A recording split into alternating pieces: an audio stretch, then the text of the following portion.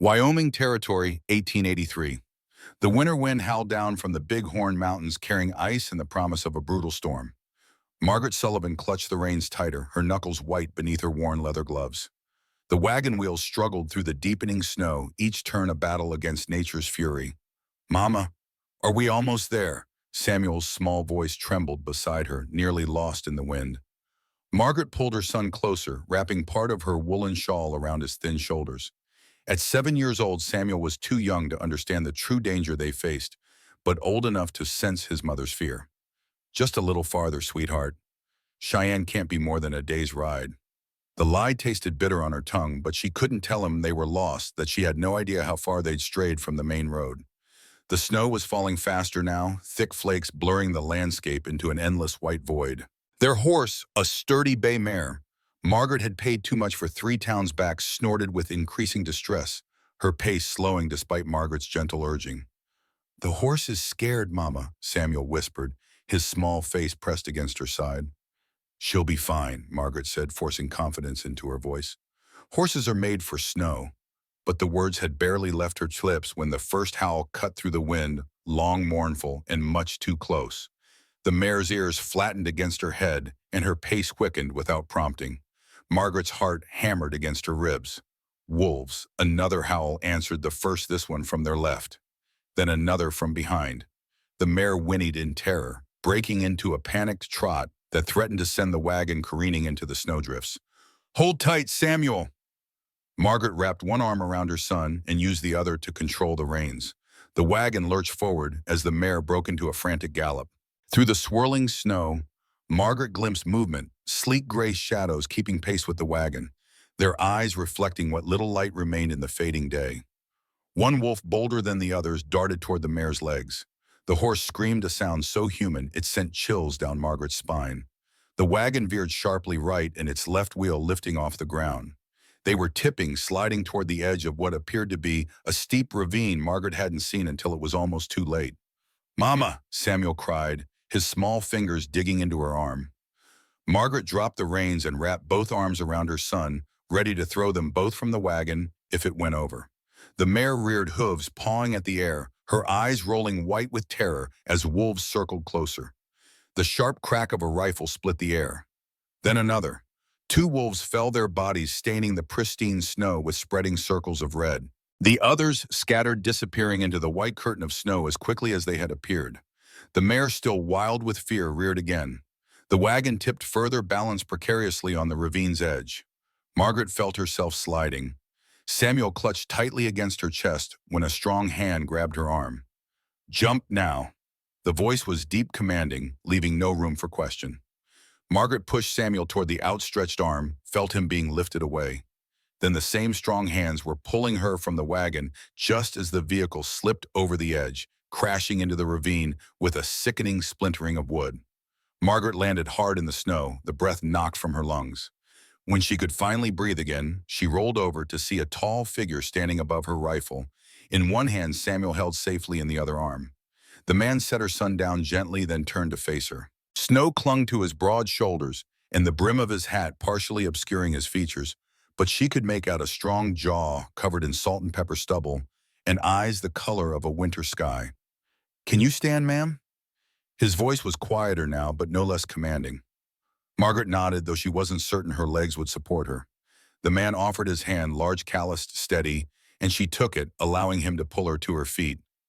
"Samuel," she called to her voice breaking. "I'm here, Mama." Her son pressed against her side, his small body shaking. The stranger surveyed what remained visible of their wrecked wagon, his expression grim. "Nothing to salvage down there. Your horse is gone too." Margaret felt despair rise like bile in her throat. Everything they owned had been in that wagon, their clothes, their food, what little money she'd managed to take. All gone. "We need shelter," the man said, glancing up at the darkening sky. "Storm's getting worse. My place is about a mile north." He hesitated, studying her face. "Unless you've got somewhere else to go." Margaret tightened her arm around Samuel's shoulders. They had nowhere to go, certainly nowhere nearby, but following a stranger through a blizzard carried its own dangers. "I don't mean you harm," the man added, seeming to read her thoughts, "but that boy won't last another hour in this cold, and neither will you." A particularly violent gust of wind emphasized his point, cutting through Margaret's clothes like a knife. Samuel trembled against her, his lips already taking on a bluish tint. "What's your name?" she asked, needing something, anything to help her decide. "Nathaniel Thorne." He shifted his rifle to his left hand and extended his right to her, a formal gesture that seemed oddly reassuring. "Former Captain Union Army." Margaret took his hand briefly. "Margaret Sullivan. This is my son, Samuel." Nathaniel nodded, then knelt to Samuel's level. "Think you can walk a mile, son?" Samuel looked up at Margaret, then back at Nathaniel. He nodded solemnly. "Good man." Nathaniel stood and gestured north. "Stay close. Easy to get turned around in weather like this." They set off into the storm, Nathaniel breaking trail through snow that had already risen past Samuel's knees. When the boy began to falter, Nathaniel lifted him onto his shoulders without a word, continuing at the same steady pace despite the added burden. After what seemed like hours but was likely only 30 minutes, a structure materialized from the white void, a sturdy cabin built of thick log smoke curling from its stone chimney. A barn stood nearby, its doors secured against the storm. "Home," Nathaniel said, simply lowering Samuel to the ground as they approached the cabin door. Inside the cabin was warm and surprisingly spacious. A fire crackled in a large stone hearth, casting golden light over simple but solid furniture. A table with 4 chairs sat near a small kitchen area. A rocking chair faced the fire, a half-whittled piece of wood and a knife resting on a small table beside it. Through a partially open door, Margaret glimpsed a bedroom. Nathaniel immediately moved to the fire, adding another log from a neatly stacked pile. "Get yourselves warm," he said, gesturing toward the hearth. "I'll make something hot to drink." Margaret guided Samuel to the fire, helping him remove his snow-crusted coat and boots. His small feet were alarmingly white, and she rubbed them gently between her hands, wincing at her own pain as feeling returned to her fingers. Nathaniel moved efficiently around the kitchen, setting a kettle to boil and taking down mugs from a shelf. There was something soothing about his quiet competence, the way he moved with purpose but without hurry. "You live here alone?" Margaret asked, trying to keep her tone casual as she assessed their situation. Nathaniel nodded without turning around. "Just me. It's a fine cabin. Built it myself." He spooned something into the mug's, coffee or perhaps tea. "How long have you been here?" 5 years this winter." He brought over the steaming mugs, handing one to Margaret and a slightly smaller one to Samuel. "Careful, it's hot." The liquid was neither coffee nor tea, but hot chocolate, rich and sweet. Samuel's eyes widened at the first sip, and Margaret felt a rush of gratitude at this small kindness. "Thank you," she said, "for all of this." Nathaniel settled into the rocking chair with his own mug.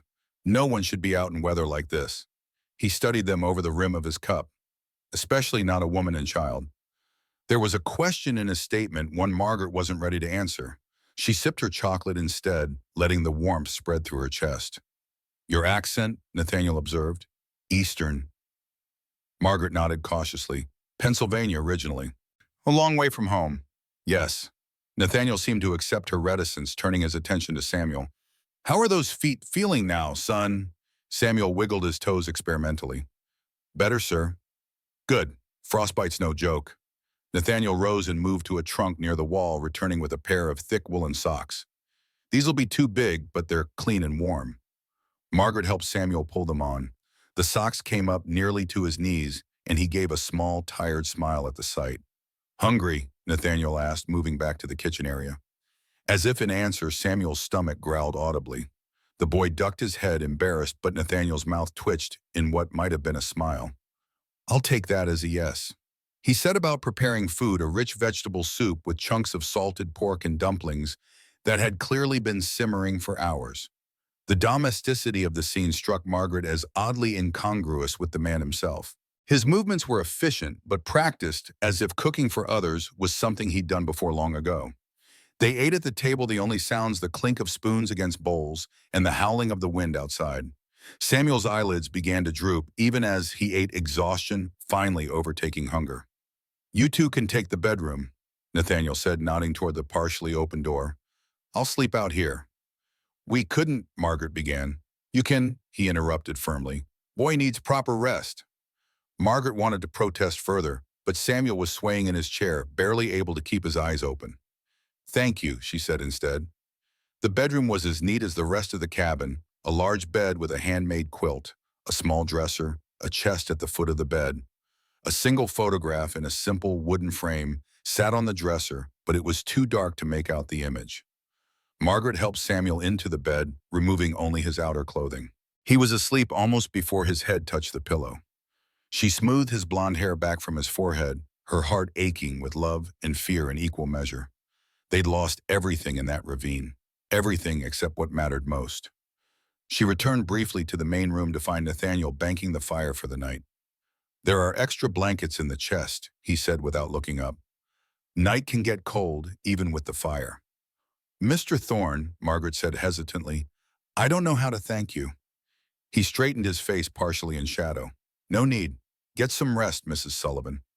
Margaret nodded and turned back toward the bedroom, then paused. "We'll be out of your way as soon as the storm passes." Nathaniel's expression remained unreadable. "Storm like this might last days. We'll talk about after, when it comes." In the bedroom, Margaret slipped beneath the quilt beside Samuel, fully clothed, except for her boots. Despite her exhaustion, sleep eluded her. The day's events played through her mind in an endless loop: the wolves, the ravine, the stranger's timely arrival. Had it been providence or mere chance? Outside the door, she could hear Nathaniel moving about, his footsteps quiet but present. She should have been afraid alone in a stranger's home in the middle of nowhere. But fear had been her constant companion for so long that its absence now was almost disorienting. She must have dozed eventually, because suddenly she was speaking, the words flowing unbidden from her dreams. "Cheyenne Bank. Not there. Robert, please." A floorboard creaked, and Margaret startled awake, her heart racing. The bedroom door was still partially open, and through it she could see Nathaniel standing motionless in the main room, his head tilted as if listening. Had he heard her? What had she said? Margaret lay rigid beneath the quilt, barely breathing. After a moment, Nathaniel moved away, and she heard him settling on what must have been a cot near the fire. She turned to check on Samuel, still sleeping peacefully beside her. His small face was relaxed in sleep, innocent in a way that made her chest ache. He deserved so much better than a life on the run, always looking over their shoulder. Margaret closed her eyes, but sleep remained elusive. For the first time since they'd fled, she allowed herself to wonder if they would ever truly be safe, if Robert would ever stop looking for what she'd taken. Nathaniel woke before dawn, as he had every day since Gettysburg. For a moment he lay still on his cot, listening to the wind. It had quieted sometime during the night, though snow was likely still falling. His left shoulder ached, an old bullet wound that served as a more reliable weather predictor than any almanac. The cabin was cool, but not cold. The fire had burned down to embers, but there was enough life in it to coax back to flame. He rose silently, long accustomed to moving without sound, and added kindling to the fire with practiced hands. As the flames grew, casting flickering light across the cabin, Nathaniel's gaze fell on the partially open bedroom door. His unexpected guests were still sleeping, judging by the silence.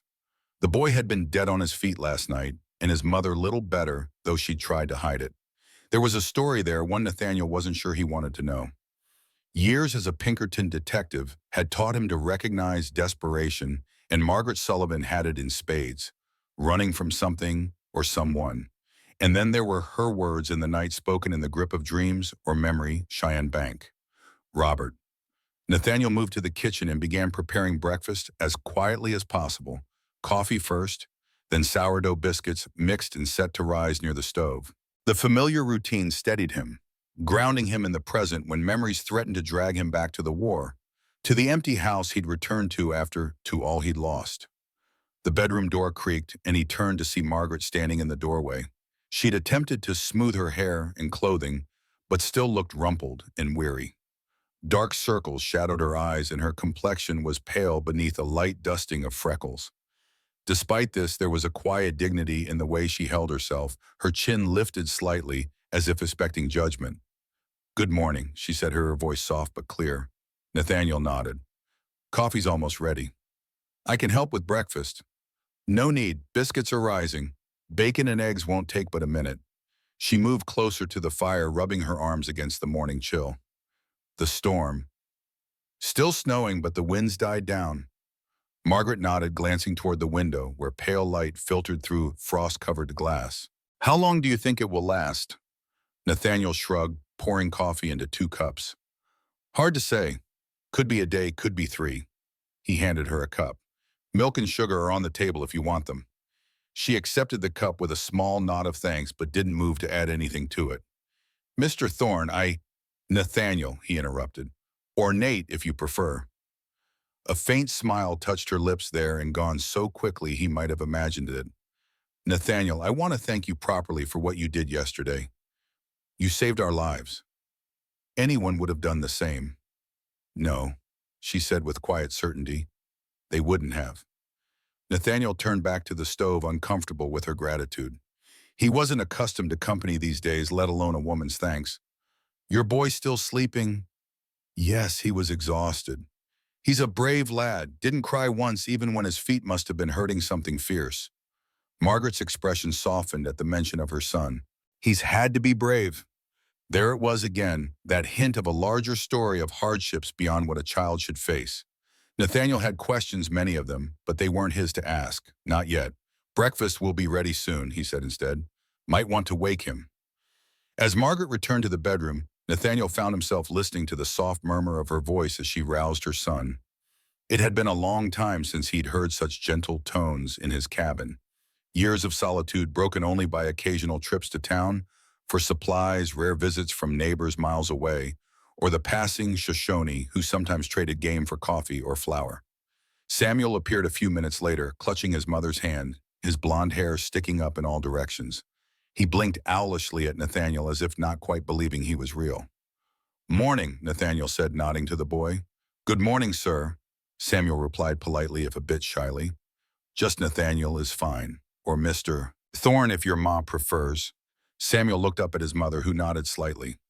Mr. Thorne, the boy decided. Sit, Nathaniel said, gesturing to the table where he'd already set plates and utensils. Food's ready. They ate mostly in silence, though Samuel's eyes widened appreciatively at his first bite of biscuit. The boy had good manners, Nathaniel noted, waiting for his mother to begin before picking up his own fork, keeping his elbows off the table. This is delicious, Margaret said, breaking the silence. You cook very well. Nathaniel grunted what might have been thanks. Necessary skill out here. Have you always lived alone? Samuel asked suddenly, then ducked his head when his mother gave him a reproving look. It's all right, Nathaniel assured her, then addressed Samuel. No, not always. He didn't elaborate, and to his relief, neither Margaret nor Samuel pressed for more. They finished breakfast in companionable silence, and when they were done, Margaret immediately rose to clear the dishes. I'll wash up, she said firmly when Nathaniel started to object. It's the least I can do. He relented, recognizing her need to contribute to establish some sense of normalcy in their unusual situation. I need to check on the animals in the barn. Won't be gone long.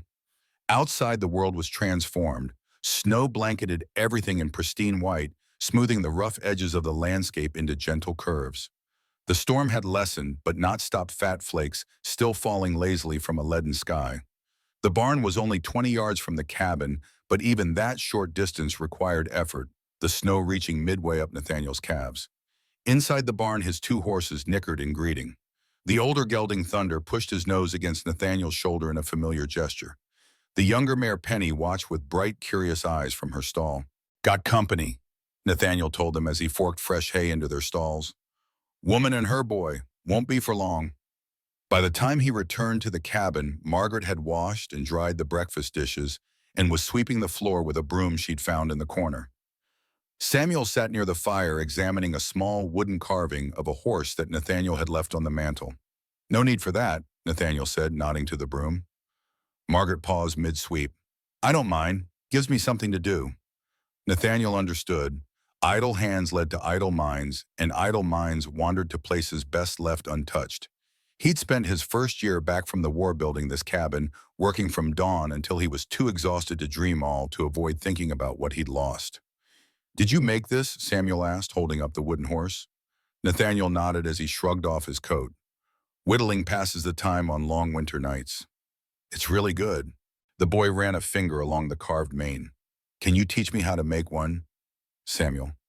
Margaret began, her tone cautioning. I don't mind, Nathaniel said, surprising himself. Got plenty of wood and time. Samuel's face lit up, and for the first time, Nathaniel saw the child beneath the too serious demeanor. It struck him then how young Seven truly was, too young to have eyes that sometimes looked as old as his own felt. The day passed quietly. The storm continued, alternating between heavy snow and lighter flurries.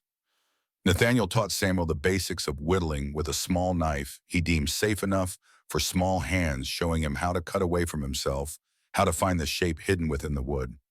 Margaret darned a hole in Samuel's sock with needle and thread. Nathaniel provided, occasionally glancing up to watch her son's intense concentration with a soft smile. As dusk approached, Nathaniel prepared a simple dinner, venison stew that had been curing in the snowbank outside the kitchen window.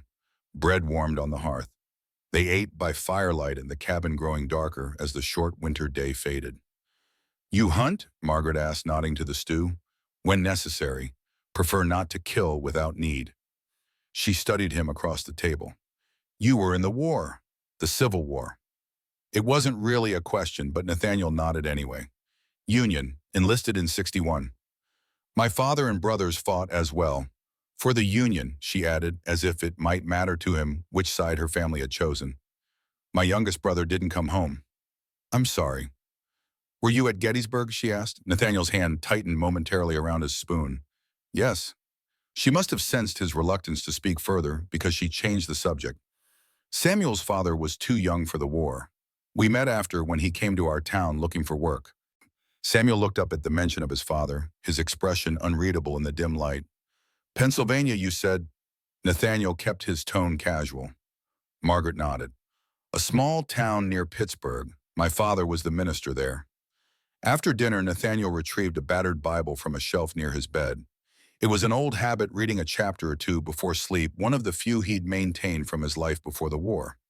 He hesitated, then offered the book to Margaret. "Thought you might like to read something," he said awkwardly. "Not much else for entertainment here." Margaret took the Bible with reverent hands, her fingers tracing the worn leather cover. "Thank you, it's been a while." Nathaniel nodded and moved to stoke the fire while Margaret opened the Bible to a seemingly random page. Samuel settled beside his mother, leaning against her arm as she began to read softly. "The Lord is my shepherd. I shall not want," she read, her voice taking on a musical quality. "He maketh me to lie down in green pastures. He leadeth me beside the still waters." The familiar words of the 23rd Psalm filled the cabin, and Nathaniel found himself pausing in his task, listening despite himself. It had been a long time since he'd heard the words spoken aloud by another, longer still since they had offered any comfort. "Yea, though I walk through the valley of the shadow of death, I will fear no evil, for thou art with me. Thy rod and thy staff, they comfort me." Margaret's voice faltered slightly on these words, and when Nathaniel glanced over, he saw a tear slip down her cheek, quickly wiped away. Samuel looked up at his mother, concern evident in his young face, and placed a small hand over hers. "Thou preparest a table before me in the presence of mine enemies." Margaret continued, her voice steadier now. "Thou anointest my head with oil. My cup runneth over." When she finished the psalm, a silence fell over the cabin, broken only by the crackling of the fire. Nathaniel felt as if he'd witnessed something private, a moment of vulnerability he hadn't been meant to see. "My father used to read that psalm every Sunday evening," Margaret said softly, closing the Bible. "No matter what text he'd preached on that morning, we always ended the day with these words. 'Time for bed, Samuel,'" Margaret said, pressing a kiss to her son's forehead. "Can I whittle more tomorrow?" the boy asked, looking at Nathaniel. "If the weather keeps us in, yes." Samuel smiled, a flash of childish delight that transformed his serious face. "Thank you, Mr. Thorne. Good night." "Night, son." In the bedroom, Margaret slipped beneath the quilt beside Samuel, listening to the storm rage outside, and Nathaniel moved quietly about the main room. Despite everything, that her precarious situation, the uncertain future, the danger that might even now be closing in, she felt a strange peace settling over her. For tonight, at least, they were safe. And tomorrow would take care of itself. The next morning dawned clear and cold, the storm having passed during the night. Nathaniel was already up and moving about the cabin when Margaret emerged from the bedroom, her hair neatly braided, her face showing signs of a better night's rest. "Storm's past," Nathaniel said by way of greeting, pouring her a cup of coffee. "For now." Margaret accepted the coffee gratefully. "How long do you think we have before the next one?" "Day, maybe two." Nathaniel glanced out the window at the pristine landscape. "Snow's deep, though, 2 feet at least. Do you think Margaret hesitated, sipping her coffee. Would it be possible to reach town soon? There was urgency in her voice that hadn't been there before, a tension in her shoulders that suggested renewed fear. Nathaniel studied her face, noting the worry lines between her brows, the way her eyes darted to the window, as if expecting to see someone approaching through the snow. On horseback, maybe, he said slowly. Not with a wagon. Road won't be clear for days. Relief and apprehension warred on Margaret's face. Would you consider taking us? I could pay you once we reach town. Nathaniel considered her request, weighing options and risks. There was something she wasn't telling him, something important. But the fear in her eyes was real, as was the desperation she was trying so hard to hide. We can try, he said finally. Tomorrow, if the weather holds. Thunder can carry you and Samuel. I'll walk alongside. Thank you, Margaret whispered, her shoulders sagging slightly with relief. Thank you. Samuel joined them for breakfast, his face brightening when Nathaniel suggested they check the rabbit snare they'd set the day before. The boy was clearly excited at the prospect of a small adventure, bundling up eagerly in his coat and the 2 large gloves Nathaniel had lent him. Outside, the world was transformed, a vast expanse of pristine white, stretching as far as the eye could see. The sky was a clear, hard blue, the sun reflecting blindingly off the snow. Nathaniel broke trail, making a path for Margaret and Samuel to follow. Snow's deeper than I thought, he commented as they trudged toward where they'd set the snare. Might make travel difficult even on horseback. Margaret's expression tightened, but she said nothing, helping Samuel navigate through snow that reached his waist in places. The boy was determined, pushing forward with a stubbornness that reminded Nathaniel of his own son long ago. The snare, when they reached it, had been successful. A snowshoe hare, in its winter coat pure white, except for the black tips of its ears, hung suspended from the bent sapling. We got one, Samuel exclaimed, his eyes wide with excitement. Sure did, Nathaniel agreed, kneeling beside the boy to show him the hare. A fine one, too. It's so white, Samuel marveled, reaching out tentatively to touch the soft fur. Just like you said. Nature's camouflage, Nathaniel explained, helps them hide from predators in the snow. As they made their way back to the cabin, Samuel walking proudly beside Nathaniel, who carried the hare, Margaret fell into step on Nathaniel's other side. Thank you, she said quietly, for being kind to him. He hasn't had many male figures in his life. Not good ones, anyway. There was a wealth of meaning in those words, a story Nathaniel could only guess at. But he understood enough. Understood that Samuel's father, this Robert whose name Margaret had spoken in her troubled sleep, was not a man to be emulated. Boy's got a good heart, Nathaniel replied simply, and a good mother. A faint blush colored Margaret's cheeks, visible even in the cold. I've tried. It hasn't been easy these past years. Back at the cabin, Nathaniel showed Samuel how to prepare the hare for cooking, explaining each step with patience as the boy watched with solemn attention. Margaret busied herself preparing vegetables for the stew they would make, but Nathaniel caught her watching them from time to time, a soft expression on her face that made something in his chest tighten uncomfortably. It had been a long time since he'd shared his knowledge with a child, longer still since he'd felt the particular satisfaction of seeing understanding dawn in young eyes. There was something about Samuel's earnest questions, his careful attention, that reminded Nathaniel painfully of his own son, not as he had been in life, but as he might have been had he lived to reach Samuel's age. As they worked together to prepare the meal, Nathaniel teaching, Samuel learning, Margaret observing with quiet approval, Nathaniel found himself wondering what it would be like if they stayed. If this strange, impromptu family could somehow become permanent. The thought was dangerous, and he pushed it away firmly. They would leave tomorrow, weather permitting. He would escort them to town, ensure they had what they needed to continue their journey and return to his solitude. That was the plan, the only sensible plan. But as he watched Samuel proudly add the vegetables he had helped prepare to the stew pot, as he caught Margaret's grateful smile across the kitchen, Nathaniel felt a treacherous hope taking root in his heart, a hope he hadn't allowed himself to feel in years. They ate lunch together, a simple meal of bread and cheese, saving the rabbit stew for dinner. Afterward, Nathaniel showed Samuel more about whittling, guiding the boy's small hands as he worked on shaping a piece of pine into something resembling a horse. Margaret sat nearby, mending a tear in Samuel's coat with needle and thread Nathaniel had provided. The domesticity of the scene was almost painful in its normality, a glimpse of what might have been what could never be. Nathaniel, Margaret said suddenly, setting aside her mending. There's something I need to tell you. Something you should know before you risk taking us to town.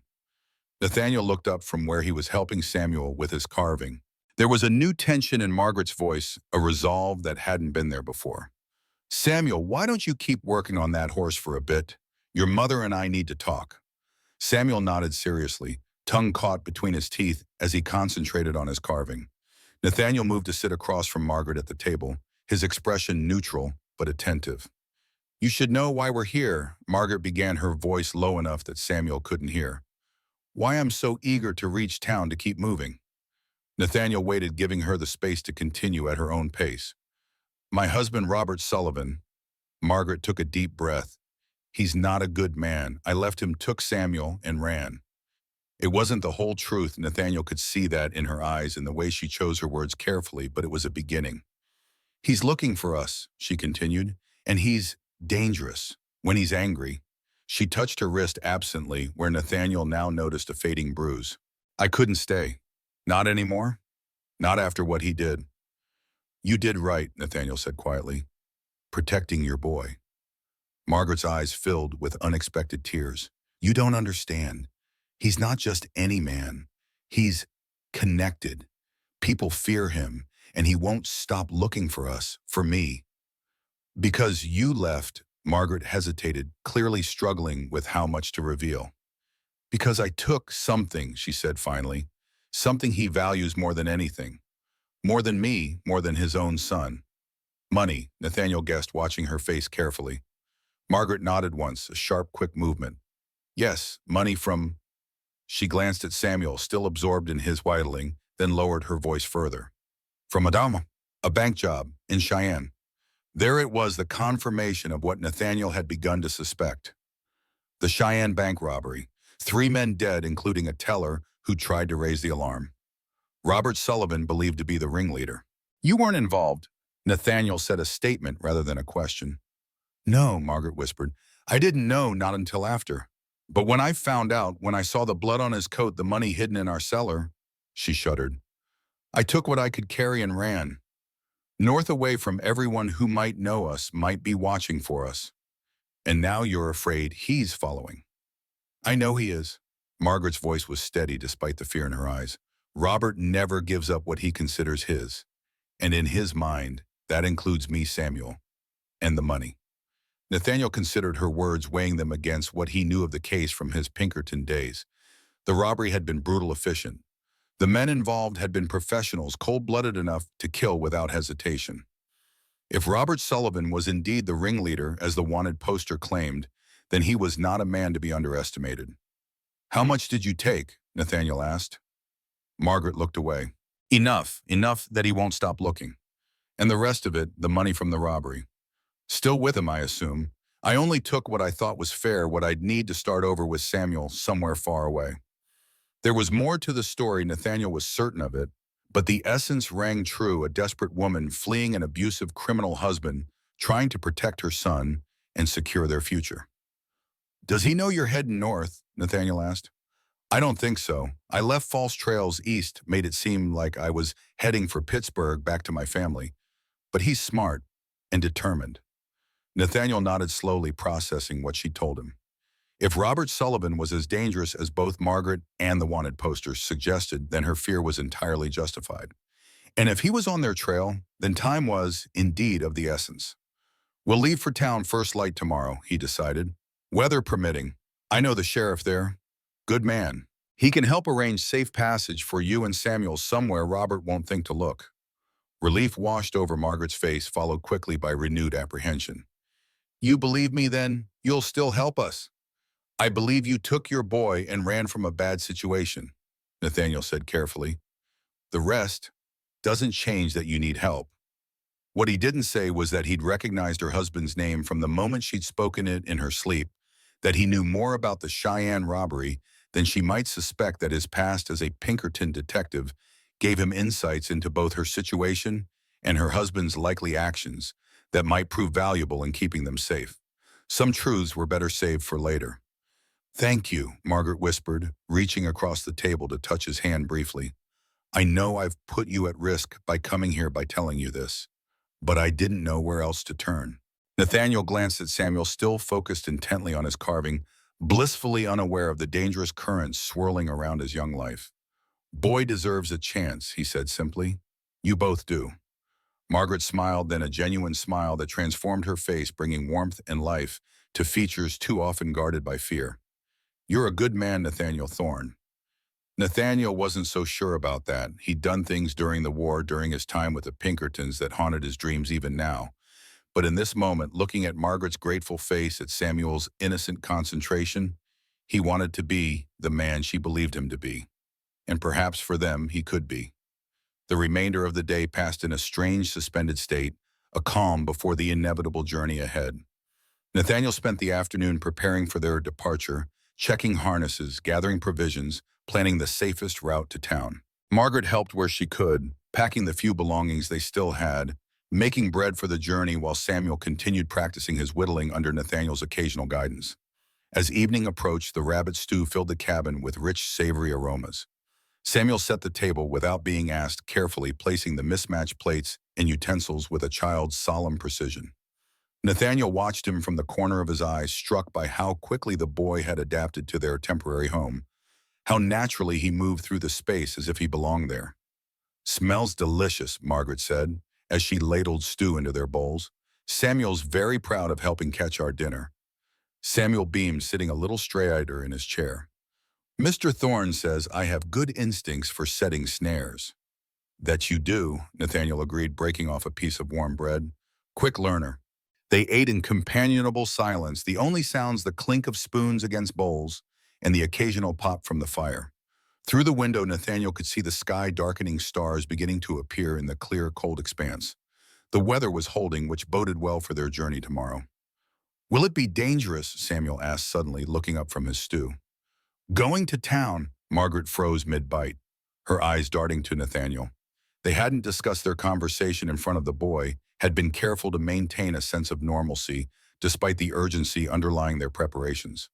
Nathaniel considered his words carefully, unwilling to lie, but equally unwilling to frighten the child. Travel's always got risks, he said finally, but I know the way, and Thunder's sure-footed.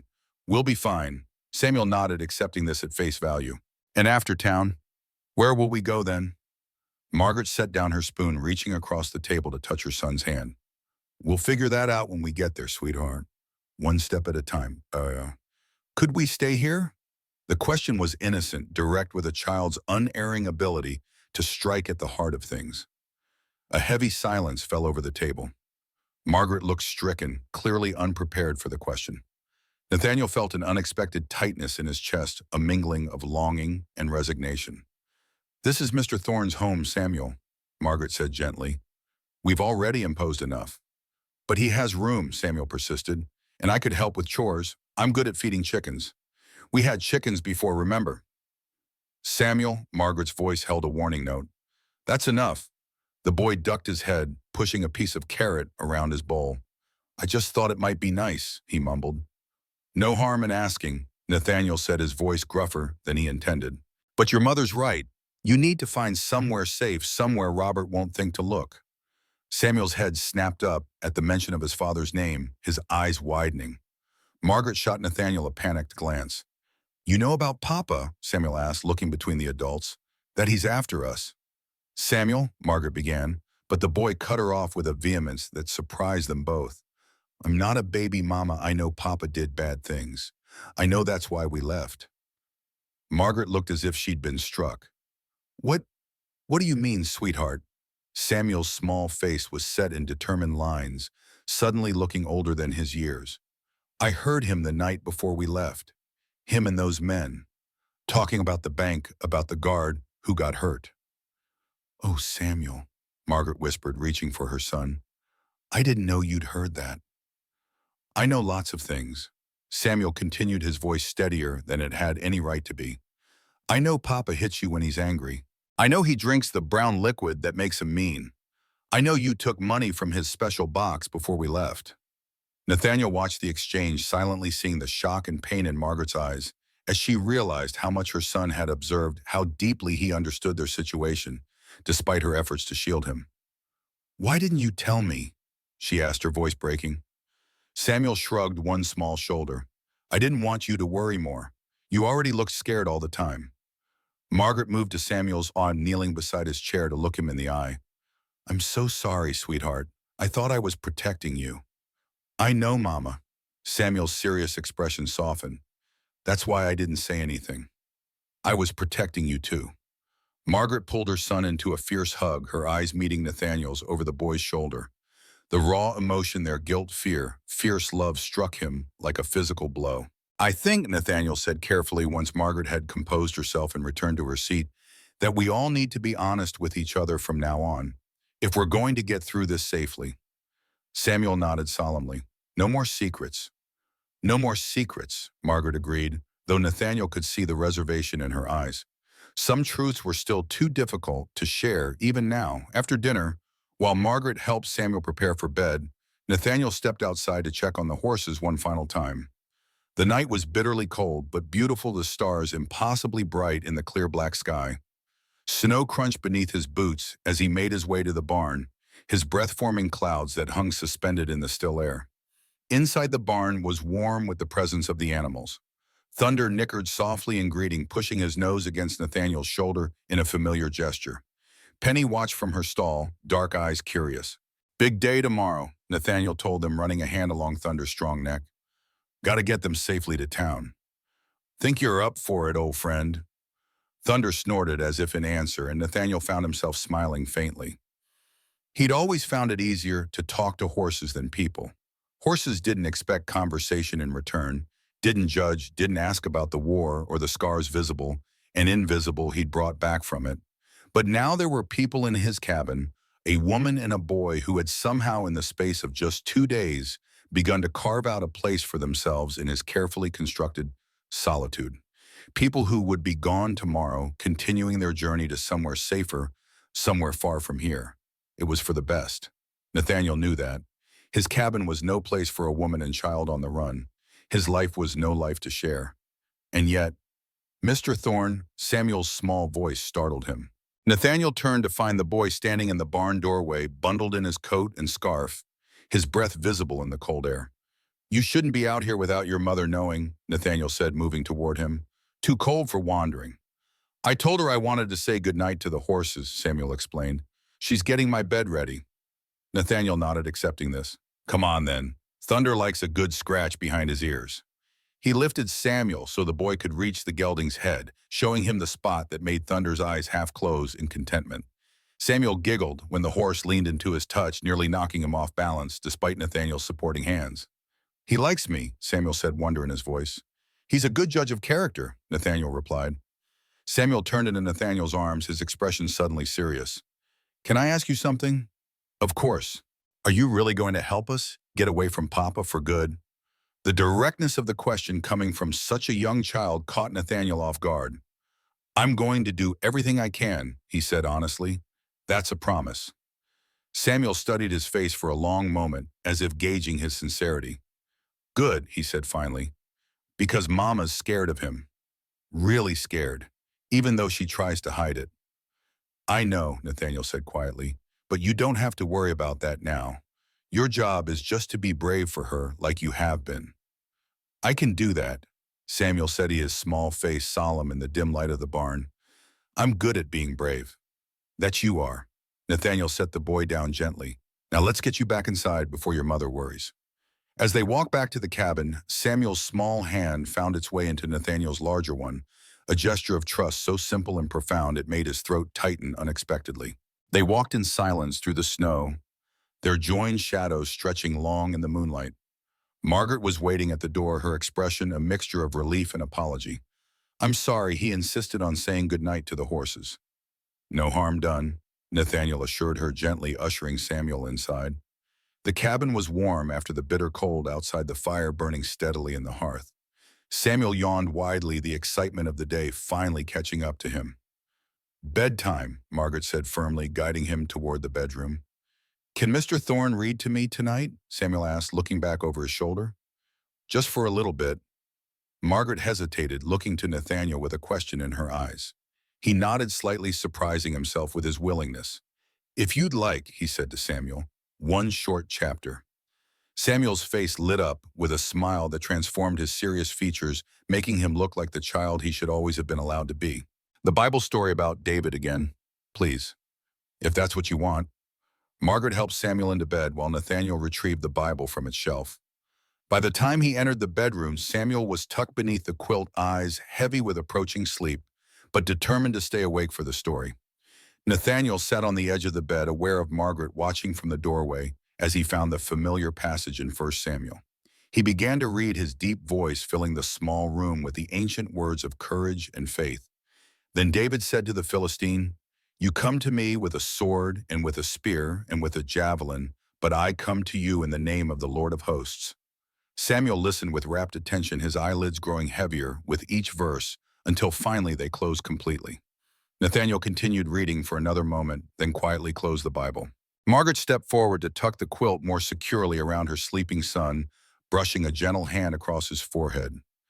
"Thank you," she whispered as they left the bedroom, pulling the door partially closed behind them. "He's become quite attached to you." Nathaniel set the Bible back on its shelf, uncomfortable with the observation despite its obvious truth. "He's a good boy, smart, observant. Too observant sometimes." Margaret said, her expression troubled as she sank into one of the chairs by the fire. "I had no idea he knew so much. About Robert, about why we left. I thought I'd protected him from all that." "Children see more than we give them credit for," Nathaniel said, taking the seat opposite her. "And understand more too." Margaret nodded, staring into the flames. "I've been so afraid of Robert finding us that I didn't consider what Samuel might be feeling. The burden he's been carrying, trying to be strong for me. He loves you, wants to protect you, just as you want to protect him." "He's 7 years old," Margaret said, her voice cracking. "He shouldn't have to protect anyone." Nathaniel couldn't argue with that. The boy had been forced to grow up too quickly to understand dangers and complications no child should face. But there was a strength in Samuel, a resilience that went beyond his years. "You've raised a remarkable son," he said finally, "despite everything." Margaret looked up at him, her eye bright with unshed tears. "Thank you for saying that, for everything you have done for us." Nathaniel shifted uncomfortably under her grateful gaze. "Haven't done much." "You've done more than you know," she said quietly. "You've given us safety when we needed it most. And you've been kind to Samuel, shown him that not all men are like his father. That's a gift I can never repay." The silence that followed was heavy with things unsaid, with possibilities that neither of them could afford to acknowledge. Outside, the wind had begun to rise again, whistling around the cabin eaves, a reminder of the harsh world beyond this temporary haven. "We should try to get some rest," Nathaniel said, finally rising from his chair. "Long day tomorrow." Margaret nodded but made no move to stand. "Nathaniel," she said, her voice low, "there's something else you should know about the money I took from Robert."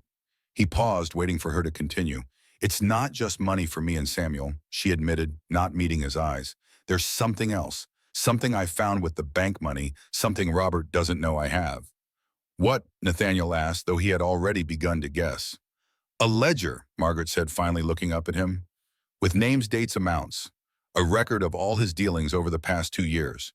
Banks, stagecoaches, trains, and not just robberies, other things too. Bribes to officials, payments to certain lawmen to look the other way." Nathaniel absorbed this information, slowly understanding its significance. Such a document would be invaluable to law enforcement, proof not only of Robert Sullivan's crimes, but potentially those of his associates and corrupt officials who had protected him. "You think he's following you for the ledger, not the money?" Nathaniel said, connecting the pieces. Margaret nodded. "The money is substantial, but it's the ledger that would destroy him. If it fell into the hands of honest lawmen, he'd hang. Him and half his gang." "Where is it now?" Margaret hesitated, then reached beneath the collar of her dress, pulling out a small key on a leather cord.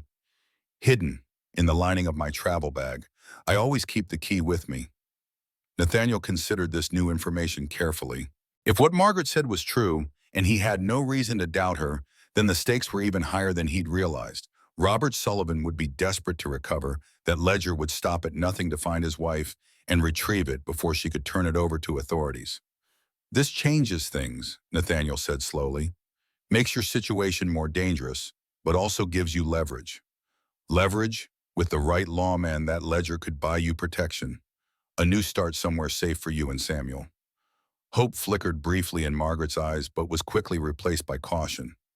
How do I know which lawmen to trust? The ledger names at least 3 sheriffs who've taken money from Robert. It was a valid concern. Corruption among frontier law enforcement wasn't uncommon, especially in remote areas where oversight was minimal and temptation plentiful. Sheriff Monroe in Clearwater is solid, Nathaniel said after a moment's consideration. Known him for years. Former Union officer like me. Honest to a fault. If anyone can help you, it's him. Margaret studied his face, searching for reassurance. You trust him with our lives. I do. Nathaniel held her gaze steadily. And I'll be with you when you meet him. Make sure he understands the situation fully. She nodded slowly, some of the tension leaving her shoulders. Thank you. I'm sorry I didn't tell you about the ledger sooner. It's hard to know who to trust. You've got good reason to be cautious, Nathaniel acknowledged. But we're past that now. Like Samuel said, no more secrets. Margaret smiled faintly at that. No more secrets, she agreed, rising from her chair. I should get some sleep while I can. Nathaniel nodded, watching as she moved toward the bedroom. At the door, she paused, looking back at him with an expression he couldn't quite read. Gratitude certainly, but something else too. Something that made his heart beat a fraction faster. Good night, Nathaniel. Good night, Margaret. Long after she had gone, Nathaniel remained by the fire, staring into the flames as he considered all he had learned. The ledger complicated matters significantly, raising both the danger and the stakes. If Robert Sullivan was as connected as Margaret suggested, if the ledger truly contained evidence of widespread corruption, then getting Margaret and Samuel safely to Clearwater was only the beginning of their challenges. But for now, that was the task at hand. The rest would have to wait until tomorrow. Nathaniel woke well before dawn, his body accustomed to early rising after years of solitary routine. The cabin was dark and silent, save for the soft crackling of the banked fire. He rose quietly from his cot, dressing quickly in the chill air, before adding logs to the fire and setting coffee to boil. As the first gray light of dawn filtered through the frost-covered windows, he moved about the cabin with practiced efficiency, gathering the provisions he'd prepared the night before, checking and double-checking their travel arrangements. They would need to leave soon, within the hour, to make the most of the daylight. The journey to Clearwater would take most of the day under the best conditions, and with deep snow and a horse carrying double, they would need every advantage. The bedroom door opened quietly, and Margaret appeared fully dressed, her hair neatly braided, a small bundle clutched in her arms. She looked tired but determined, the fear of yesterday tempered by resolve. Morning, Nathaniel said softly, pouring her a cup of the fresh coffee. Sleep all right? Well enough, she replied, accepting the cup gratefully. Better than I have in weeks, actually. There's something about knowing you're not alone that makes a difference. Nathaniel nodded, understanding all too well. He'd spent enough nights on solitary watch during the war, enough sleepless hours as a Pinkerton to know the value of trusted company when danger threatened. Samuel's still sleeping, he asked, moving to check the contents of his saddlebags. Yes, I thought I'd let him rest as long as possible before waking him for the journey. Margaret hesitated, then held out the bundle in her arms. This is everything we have left. The money I took from Robert and the ledger. I thought you should keep it during the journey, in case something happens to me. The trust implicit in the gesture was not lost on Nathaniel. He accepted the bundle with appropriate gravity, securing it inside his coat, where it would be protected from the elements and prying eyes. Nothing's going to happen to you, he said firmly, but I'll keep it safe until we reach Clearwater. Margaret nodded, the tension in her shoulders easing slightly. I should wake Samuel. He'll want to help with the preparations. While Margaret roused her son, Nathaniel went to the barn to prepare the horses. Thunder would carry Margaret and Samuel, while Nathaniel would lead them on foot. It wasn't ideal, but it was the safest arrangement given the deep snow and the need for someone to break trail. The gelding seemed to sense the importance of the day, standing patiently as Nathaniel saddled him and secured the few supplies they would need for the journey. Penny watched from her stall, nickering softly as if in question. We'll be back, Nathaniel told her, stroking her velvet nose. Tomorrow most likely, weather permitting. But even as he said the words, he wondered if it was true. If Margaret and Samuel made it safely to Clearwater, if Sheriff Monroe provided the protection they needed, would Nathaniel simply return to his solitary existence? Could he, after these few days, had awakened feelings he'd thought long dead? He pushed the questions aside, focusing on the practical. Sentiment was a luxury they couldn't afford today. Safety was all that mattered. When he returned to the cabin, Margaret and Samuel were ready, dressed in their warmest clothes, supplemented by items Nathaniel had provided from his own stores, an extra scarf for Samuel, thicker gloves for Margaret, woolen hats for them both. "Thunder's ready," Nathaniel announced, surveying their preparations. "We should eat something before we go. Long ride ahead." They shared a simple breakfast, the last of the sourdough bread slices, of salt pork fried crisp, strong coffee for the adults, and milk for Samuel. The boy was unusually quiet, his normal morning chatter subdued by the gravity of their departure. "Will we ever come back?" Samuel asked, suddenly looking up from his plate. "To visit, I mean." Margaret and Nathaniel exchanged glances, neither quite prepared for the question. "That depends on a lot of things, sweetheart," Margaret said carefully. "Where we end up, how safe it is to travel. But we could maybe someday." Nathaniel found both pairs of eyes, one green, one blue, turned to him expectantly. "Door's always open," he said gruffly, "if you're ever passing through." Samuel nodded, satisfied with this answer, in a way his mother clearly wasn't. Margaret's expression was complicated, a mixture of hope and something like regret, quickly masked as she rose to clear their plates. "We should go," she said, her practical tone betraying none of her earlier emotion. "While the light is good." Outside, the world was transformed once again. The pristine white of yesterday now gilded with the rose gold of dawn, snow crystals sparkling like diamonds in the early light.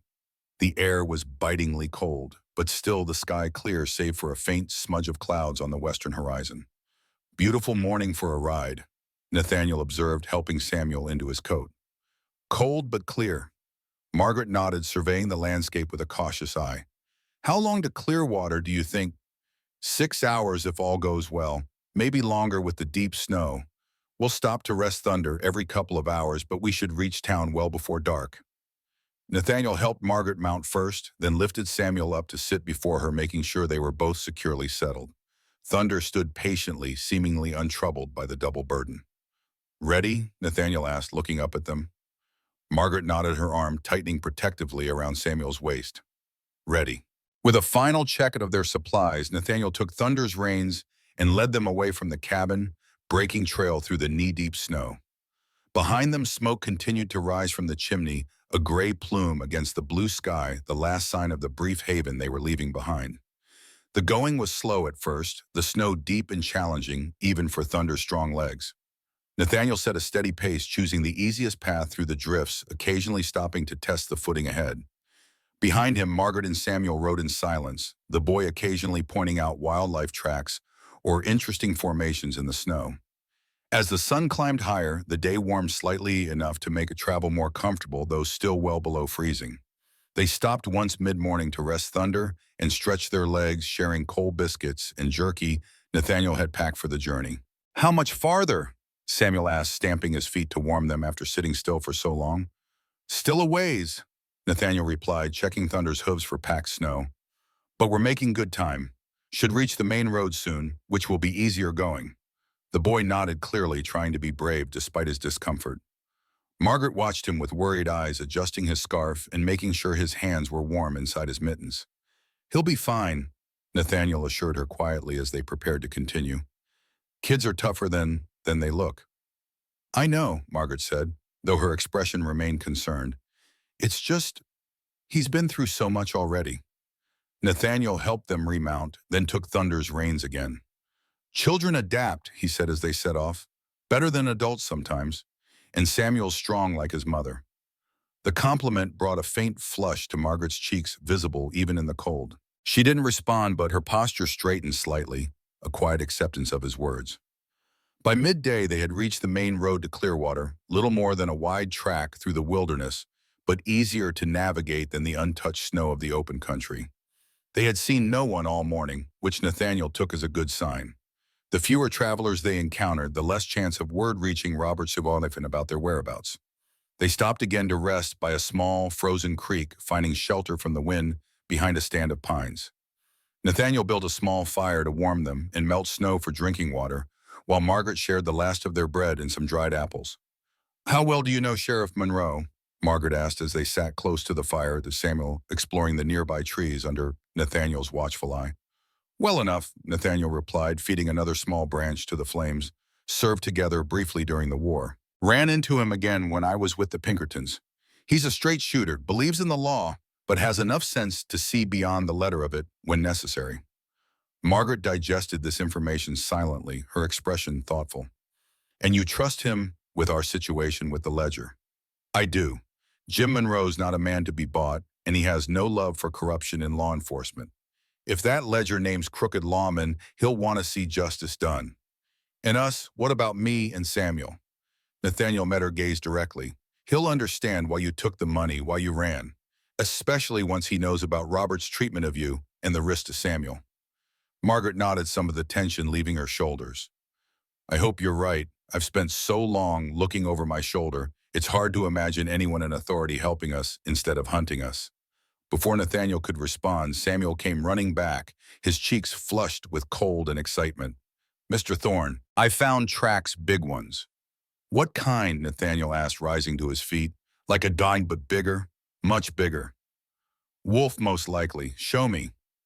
Samuel led them to a spot near the creek where clear tracks were visible in the snow. Large paw prints in a straight line, the distinctive pattern of a wolf on the move. "That's a good-sized one," Nathaniel confirmed, kneeling to examine the tracks more closely. "Male, I'd guess. Hunting." "Is it close?" Samuel asked, his earlier excitement tempered by a hint of concern. "Not anymore. These are from early this morning, and he was heading away from here. Nothing to worry about." Margaret, however, looked less convinced. "Maybe we should move on," she suggested, glancing nervously at the surrounding trees. Nathaniel stood brushing snow from his knees. "Probably wise. We've still got a good distance to cover." They extinguished the fire and remounted, continuing their journey along the road to Clearwater. The afternoon brought subtle changes to the weather. A strengthening wind clouds building more prominently in the west, the quality of light shifting as the sun struggled to penetrate the increasing haze. "Storm coming," Nathaniel observed, glancing at the sky. "Not today, but by tomorrow for sure." "Will we reach town before then?" Margaret asked, her voice tight with renewed worry. "Well before, but we might have to stay in Clearwater longer than planned, wait it out before anyone travels again." This news seemed to unsettle Margaret further, though she said nothing more about it. Samuel, growing tired after the long hours of riding, had fallen into a light doze against his mother's chest, his small body swaying gently with Thunder's steady gait. They rode in silence for the next hour, each lost in their own thoughts. Nathaniel found himself increasingly alert as they neared civilization, his senses sharpened by years of training and instinct. The road was still deserted, but as they approached Clearwater, the likelihood of encountering other travelers would increase. When they stopped to rest again in the mid-afternoon, Nathaniel took a moment to check the revolver he carried concealed beneath his coat.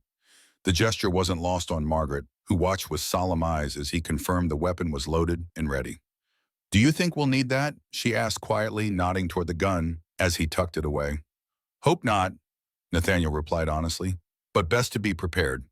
She nodded, accepting this reality with the same quiet fortitude she'd shown throughout their acquaintance. There was a strength to Margaret Sullivan that went beyond the physical, a resilience born of adversity, a determination that bordered on fierce when it came to protecting her son. "We should be in Clearwater within 2 hours," Nathaniel said, changing the subject as he helped her and a now-awake Samuel back onto Thunder. "Sheriff's office is just off the main street. We'll go there directly." Margaret nodded, settling Samuel more comfortably before her. "And if the sheriff isn't there, then we'll wait. His deputy's a good man too, but this is something Jim should hear directly." They continued their journey as the afternoon waned, the landscape gradually showing more signs of human presence, fences marking property lines, occasional glimpses of distant farmhouses, wood smoke rising from hidden chimneys. They passed a solitary rider heading in the opposite direction, an older man who nodded politely but didn't slow or attempt conversation. "Someone you know?" Margaret asked after the man had passed. "Seen him around. Peterson, I think. Has a small spread northwest of town. Keeps to himself like most out here." She relaxed slightly, though her eyes continued to scan the trail ahead with unmistakable vigilance. Samuel, now fully awake, watched the changing scenery with interest, asking occasional questions about the farms they passed or the distant mountains visible through breaks in the trees. It was nearing 4 o'clock when they finally crested a low rise and saw Clearwater spread before them in the valley below, a small frontier town of perhaps 500 souls.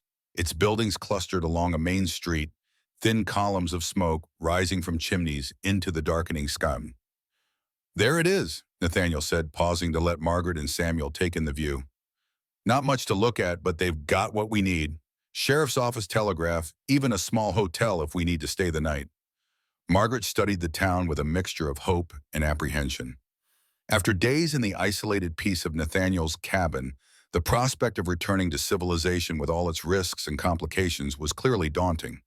"We'll be fine," Nathaniel assured her, sensing her unease. "Jim Monroe's a good man. He'll help." They descended toward the town, the road widening and becoming more defined as they approached. They passed a few outlying buildings, a sawmill, a blacksmith shop, a small farmhouse with chickens scratching in the yard despite the snow. A dog barked somewhere in the distance, the sound carrying clearly in the cold air. As they neared the edge of town, Nathaniel stopped suddenly, his attention caught by something ahead. Margaret leaned forward, following his gaze to where several horses were tied outside what appeared to be a saloon at the far end of the main street. "What is it?" she asked, her voice dropping to a near whisper. Nathaniel studied the horses carefully, his expression unreadable. "Nothing probably, just being cautious." But there was something about one of those horses, a distinctive blaze on its face visible, even at this distance, that triggered a memory. A description from a wanted poster perhaps, or a detail from a Pinkerton report. A horse belonging to one of Robert Sullivan's known associates. "We'll take a different approach." Nathaniel decided, turning Thunder onto a side trail that would bring them into town from the east rather than the main road. "Sheriff's office is on the far side of town. Better to avoid the main street for now." Margaret didn't question his decision, which told him more than words could about her trust in his judgment. They proceeded in tense silence, Nathaniel alert for any sign of danger as they skirted the busier parts of town. The side streets of Clearwater were quieter, with fewer people about, as the winter day faded toward evening.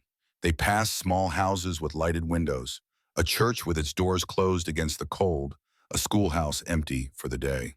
No one paid them much mind. A man leading a horse carrying a woman and child was not an unusual sight in these parts, particularly in weather that made wagon travel difficult. They were within sight of the sheriff's office, a small but solid building with a sign identifying it as such, when Nathaniel heard the sound of multiple horses approaching from behind. He turned his hand instinctively, moving toward his concealed revolver, then relaxed slightly when he saw it was only a group of local ranchers recognizable by their weathered faces and well-worn clothing. "Evening, Thorne," one of them called as they rode past. "Bringing company to town." "Just helping friends," Nathaniel replied neutrally. "You headed to Mason's?" The man nodded, referring to the town's main saloon. "Been a long, cold ride. Need something to warm the blood." The ranchers continued on, but the brief exchange had left Nathaniel uneasy. Word would spread quickly that he was in town with strangers, and in a place as small as Clearwater, such news traveled fast. They needed to reach the sheriff's office without delay. "Almost there," he said to Margaret, increasing his pace slightly. "Just a little further." They reached the sheriff's office without further incident, Nathaniel tying Thunder to the hitching post before helping Margaret and Samuel dismount. Both were stiff after the long ride, Samuel wincing slightly as his feet touched the ground. "You all right?" Nathaniel asked the boy, concerned by his discomfort. "Just cold," Samuel assured him, stamping his feet to restore circulation. "And tired of sitting." "We'll be inside soon," Margaret said, adjusting her son's hat and scarf. "Somewhere warm." Nathaniel led the way up the short flight of steps to the sheriff's office door, his hand once again straying near his weapon as he surveyed the quiet street before opening the door. Inside the office was warm and well-lit, a pot-bellied stove radiating heat from one corner, several desks arranged around the main room. A row of cells was visible through an open doorway at the back, currently empty from what Nathaniel could see. Behind the largest desk sat a man in his mid-40s, broad-shouldered and solid, with a neatly trimmed beard, shot through with gray, and eyes that had seen their share of trouble. He looked up as they entered, surprise registering on his features, followed quickly by recognition. "Nathaniel Thorne," he said, rising from his chair with a smile. "Been a while." "Jim," Nathaniel acknowledged with a nod. "Good to see you." Sheriff James Monroe stepped around his desk, extending his hand, which Nathaniel shook firmly. "What brings you to town? Don't often see you this time of year." Nathaniel glanced at Margaret and Samuel, then back to the sheriff. "Need to talk to you, privately if possible." Monroe's expression grew serious as he took in the woman and child, noting their travel-worn appearance and obvious fatigue. "Of course, deputies out on rounds, so we have the place to ourselves." He gestured to a door at the side of the room. "My office is this way, more comfortable too." Nathaniel nodded his thanks, ushering Margaret and Samuel ahead of him into the smaller room. It was simply furnished, but, as promised, more comfortable than the main office. A desk, several chairs, a small couch against one wall, another stove, keeping the space warm despite the cold outside. "Please sit," Monroe said, indicating the couch where Margaret settled with Samuel close beside her. "Can I offer you anything? Coffee, something stronger?" "Coffee would be welcome," Nathaniel replied. "For the lady, too, if she'd like. And perhaps some hot milk for the boy if you have it." "Of course," Monroe moved to the stove where a coffee pot sat, keeping warm. "Mrs. Sullivan?" Margaret supplied, her voice steady despite her evident nervousness. "Margaret Sullivan, and this is my son Samuel." "Sheriff James Monroe," he replied with a courteous nod. "Welcome to Clearwater, though I suspect from Nathaniel's manner that your visit isn't entirely by choice." He poured coffee into 3 mugs, added milk to one, which he handed to Samuel, then distributed the others before taking a seat behind his desk. "Now what can I do for you folks?" Nathaniel glanced at Margaret, giving her the opportunity to begin if she wished. When she remained silent, eyes downcast, he took the lead. "Jim, what I'm about to tell you needs to stay between us, at least for now." The sheriff's expression grew more serious, but he nodded. "You know you can trust me, Nathaniel." "I do." Nathaniel took a deep breath, then continued. "Mrs. Sullivan and her son are in danger. They're running from her husband, Robert Sullivan." Monroe's eyebrows rose slightly at the name. "The bank robber from Cheyenne. So he was aware of the case. That would make explanations easier, though it also confirmed the notoriety of Robert Sullivan's crimes." The same, Nathaniel confirmed.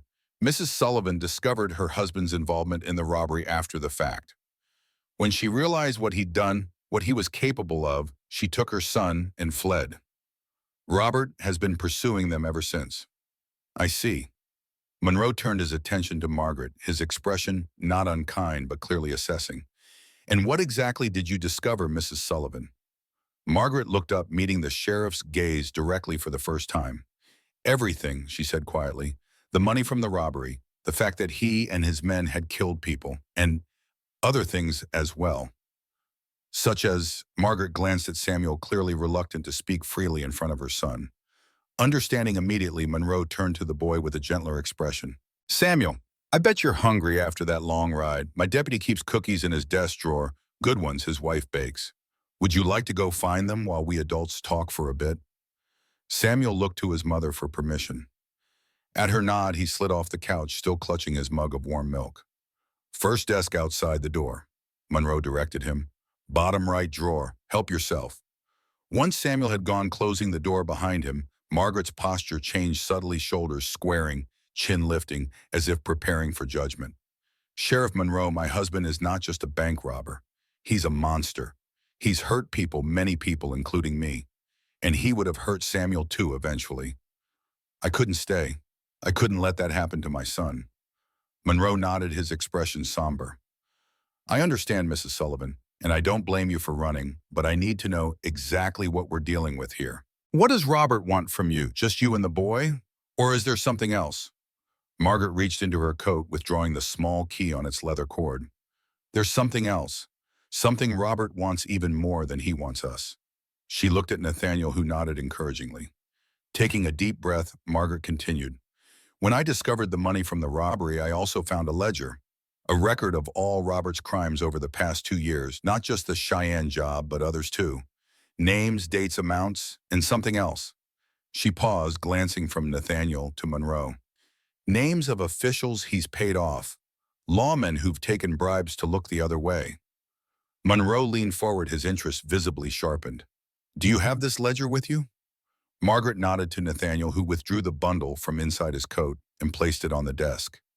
Monroe unwrapped it carefully, revealing a stack of bills and a small leather-bound book. He set the money aside without a second glance, his attention focused entirely on the ledger. "May I?" he asked, looking to Margaret for permission. At her nod, he opened the book, his expression growing increasingly grim as he scanned its pages. "This is extensive," he said, finally looking up at them. "And damning. If this information is accurate, it implicates not just Robert Sullivan and his immediate gang, but at least a dozen other individuals, including 3 lawmen I know personally." "It's accurate," Margaret assured him. "Robert was meticulous about his records. He trusted no one, not even his closest associates." Monroe continued examining the ledger, occasionally making notes on a pad of paper at his elbow. "This explains why he's so desperate to find you," he said without looking up.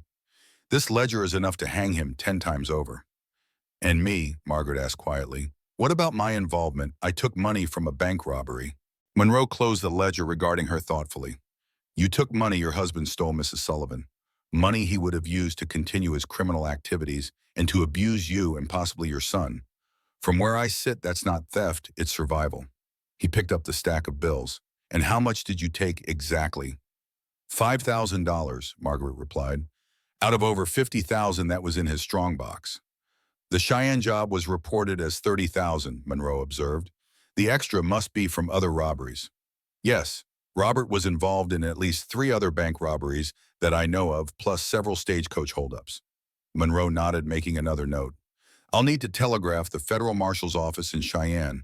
With evidence this substantial, they'll want to take over the case. Until then, you and your son will need protection." "You believe me, then?" Margaret asked, a hint of disbelief in her voice. "You'll help us, Mrs. Sullivan." "I've been after Robert Sullivan for nearly a year now. Every lawman in Wyoming Territory has. With this ledger, we finally have the evidence needed to bring him to justice, along with his accomplices, both in and out of law enforcement." Monroe's expression softened slightly. "And yes, I believe your story. I've seen too many women in similar situations not to recognize the truth when I hear it." The relief that washed over Margaret's face was palpable.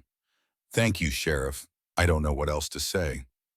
"No need to say anything," Monroe assured her. "Now let's talk about keeping you and your son safe until the federal marshals arrive." He turned to Nathaniel. "Any sign you were followed on your way here?" Nathaniel shook his head. "Not directly, but I saw a horse outside Mason's that matched the description of one belonging to a known associate of Sullivan's. Could be coincidence, but we shouldn't take chances," Monroe finished grimly. "Clearwater's small. Word travels fast. If anyone from Sullivan's gang is in town, they'll know you're here by nightfall." "What do you suggest?" Nathaniel asked, though he suspected he already knew the answer. Monroe considered for a moment, then spoke decisively. "Mrs. Sullivan and her son can't stay in town. Too risky. They need to go somewhere unexpected, somewhere Sullivan wouldn't think to look." He looked directly at Nathaniel. "Your cabin is the safest place for them right now." It was the logical solution, the one Nathaniel had anticipated from the moment he'd spotted that distinctive horse. Yet hearing it stated so plainly sent a complicated wave of emotions through him, concern for their safety, yes, but also a treacherous flicker of something like satisfaction at the thought of returning to the cabin with Margaret and Samuel. Not as temporary guests this time, but as people under his explicit protection. "I agree," Nathaniel said finally, "but we can't leave tonight. They're exhausted and Thunder needs rest. And there's another storm coming." Monroe nodded, accepting this assessment. "You'll stay at my house tonight. Few people know where I live outside of town, and those who do can be trusted. Tomorrow at first light, you'll head back to your cabin. I'll send word to the federal marshals that we have Sullivan's ledger and his wife in protective custody. They should arrive within a week, weather permitting." "A week," Margaret repeated, her expression a mixture of relief and apprehension. And then you'll have choices, Mrs. Sullivan," Monroe said gently. "The marshals will want your testimony against your husband, certainly. But after that, they can help arrange a fresh start for you and your son. A new name, a new town somewhere Robert's associates would never think to look." It was what Margaret had hoped for. Nathaniel knew safety, a new beginning, freedom from the shadow of her husband. Yet something in her expression suggested the prospect brought her less joy than expected. Thank you, Sheriff, she said simply, for everything. Monroe rose, signaling the end of their discussion for now. No thanks needed. Now let's get Samuel and head to my place before it gets any later. My wife will have supper waiting, and you look like you could all use a hot meal and a good night's rest. As they prepared to leave, gathering their few possessions and retrieving Samuel from the outer office where he had indeed found the promised cookies, Nathaniel found himself standing close to Margaret, close enough to speak without being overheard. You all right with this plan? He asked quietly. Going back to the cabin tomorrow. Margaret looked up at him, her green eyes serious in the lamplight. Yes, she said simply. I trust you, Nathaniel. And strange as it may sound, I felt safer in your cabin than I have anywhere since I left Robert. The sincerity in her voice touched something deep within him, something he'd thought long buried beneath years of solitude and grief. Before he could respond, Samuel rejoined them, cookie crumbs on his face, and the moment passed. But as they followed Sheriff Monroe out into the cold evening air, Nathaniel found himself wondering what the coming days would bring and whether the unexpected family that had arrived in his life so suddenly might leave it just as abruptly once their ordeal was over. Sheriff Monroe's home was a modest two-story house at the edge of Clearwater, set back from the road, and partially hidden by a stand of pine trees. As they approached in the gathering darkness, light spilled from the windows, warm and welcoming against the cold winter night. Looks like Sarah's home, Monroe said as he led them up the path to the front door. My wife, he added, glancing at Margaret and Samuel. She'll be glad for the company. Doesn't get many visitors out here. The door opened before they reached it, revealing a woman in her early 40s with graying auburn hair and a kind face lined by years of frontier life. Her expression showed surprise at the unexpected group, but she recovered quickly, stepping back to usher them inside. James, I wasn't expecting company, she said, though her tone held welcome rather than reproach. Sorry for the surprise, Sarah, Monroe replied, kissing his wife's cheek. These folks need a safe place for the night. This is Nathaniel Thorne, I've mentioned him before, and Mrs. Margaret Sullivan and her son Samuel. Sarah Monroe's gaze swept over them, taking in their travel-worn appearance with a practiced eye. Whatever questions she might have had, she kept to herself. You're all welcome here, she said simply. I was just about to serve supper. There's plenty for everyone. The interior of the Monroe home was warm and comfortable, with simple but well-made furniture and touches of femininity in the curtains and cushions that softened the frontier practicality of the space. A fire burned cheerfully in the hearth, and the aroma of beef stew filled the air, making Samuel's eyes widen appreciatively. Let me take your coats, Sarah offered, helping Samuel with his buttons. James, why don't you show our guests where they can freshen up while I set extra places at the table? There was an easy efficiency to the Monroe household that spoke of years of partnership and mutual respect. As Sarah bustled about adding settings to the table, Sheriff Monroe led them to a small washroom where a pitcher of warm water and clean towels awaited. Take your time, he said. I'll help Sarah with supper. Left alone, Margaret knelt to help Samuel wash his face and hands, her movements gentle, despite her obvious exhaustion. Nathaniel watched them from the corner of his eye as he rolled up his sleeves and reached for the soap, struck once again by the quiet strength of this woman who had risked everything to protect her son. You doing all right? He asked softly as Samuel splashed water on his face. Margaret nodded, though the weariness in her eyes belied her reassuring smile. Yes, just tired. It's been a long day. For all of us, Nathaniel agreed.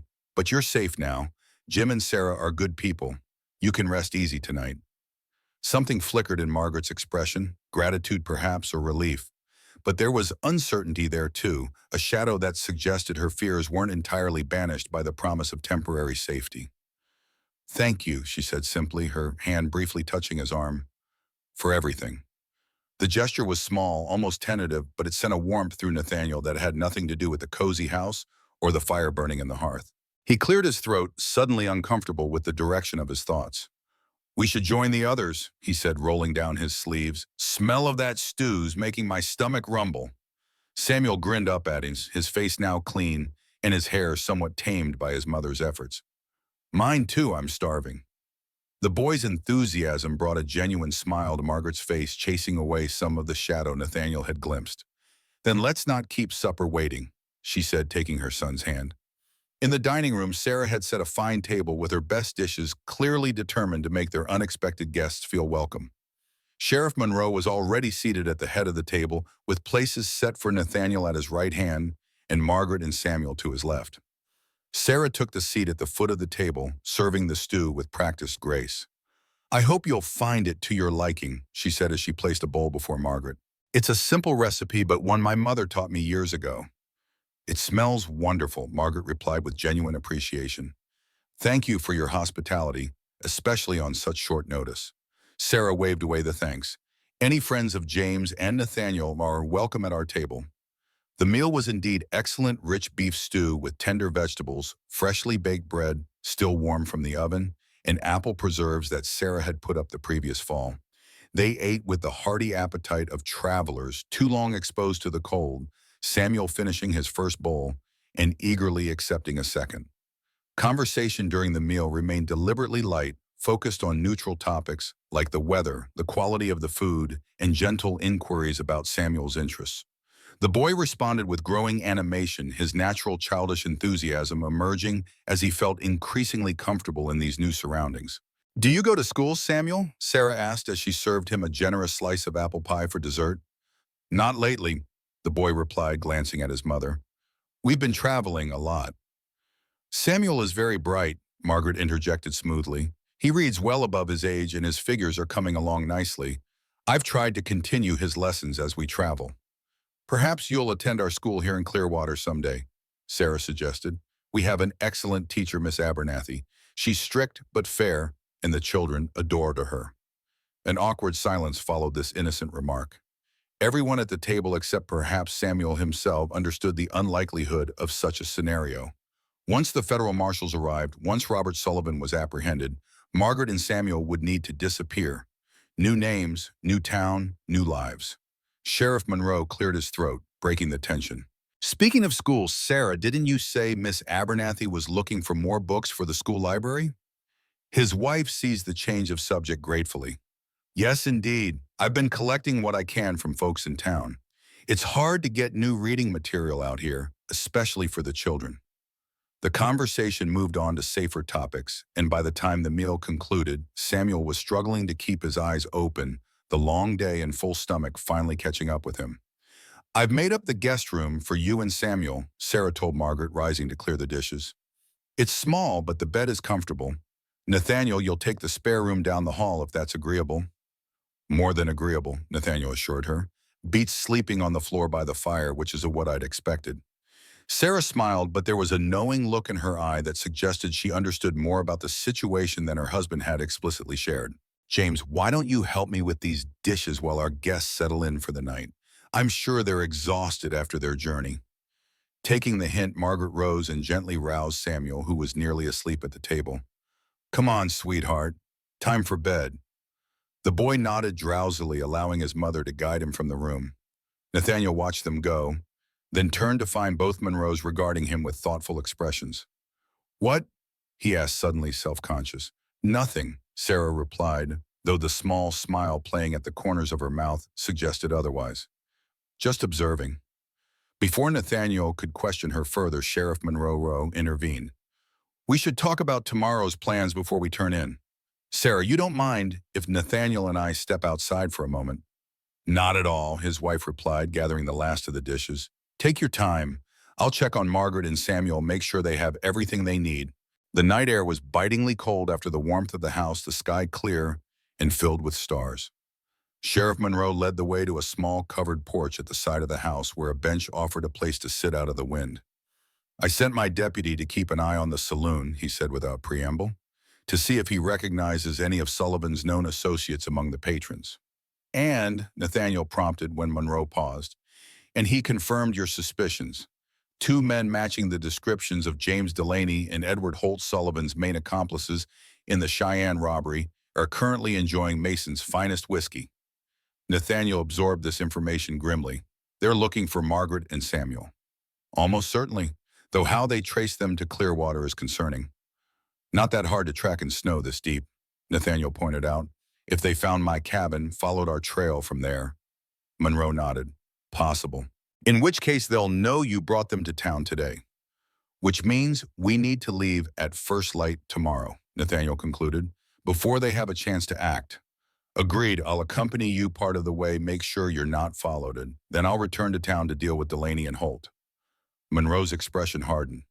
With the evidence in that ledger, I can arrest them on multiple charges. That should buy you some time at your cabin until the federal marshals arrive. And if Robert Sullivan himself shows up, Monroe's hand moved unconsciously to the revolver at his hip. Then I'll deal with him too. They sat in silence for a moment, each man contemplating the challenges ahead. Finally, Nathaniel voiced the concern that had been growing in his mind since they had arrived in Clearwater. Jim, what happens to Margaret and Samuel after all this is over? After Sullivan's arrested, the gang broken up. Monroe sighed, his breath visible in the cold air. Depends on the federal marshals. They'll want her testimony, of course.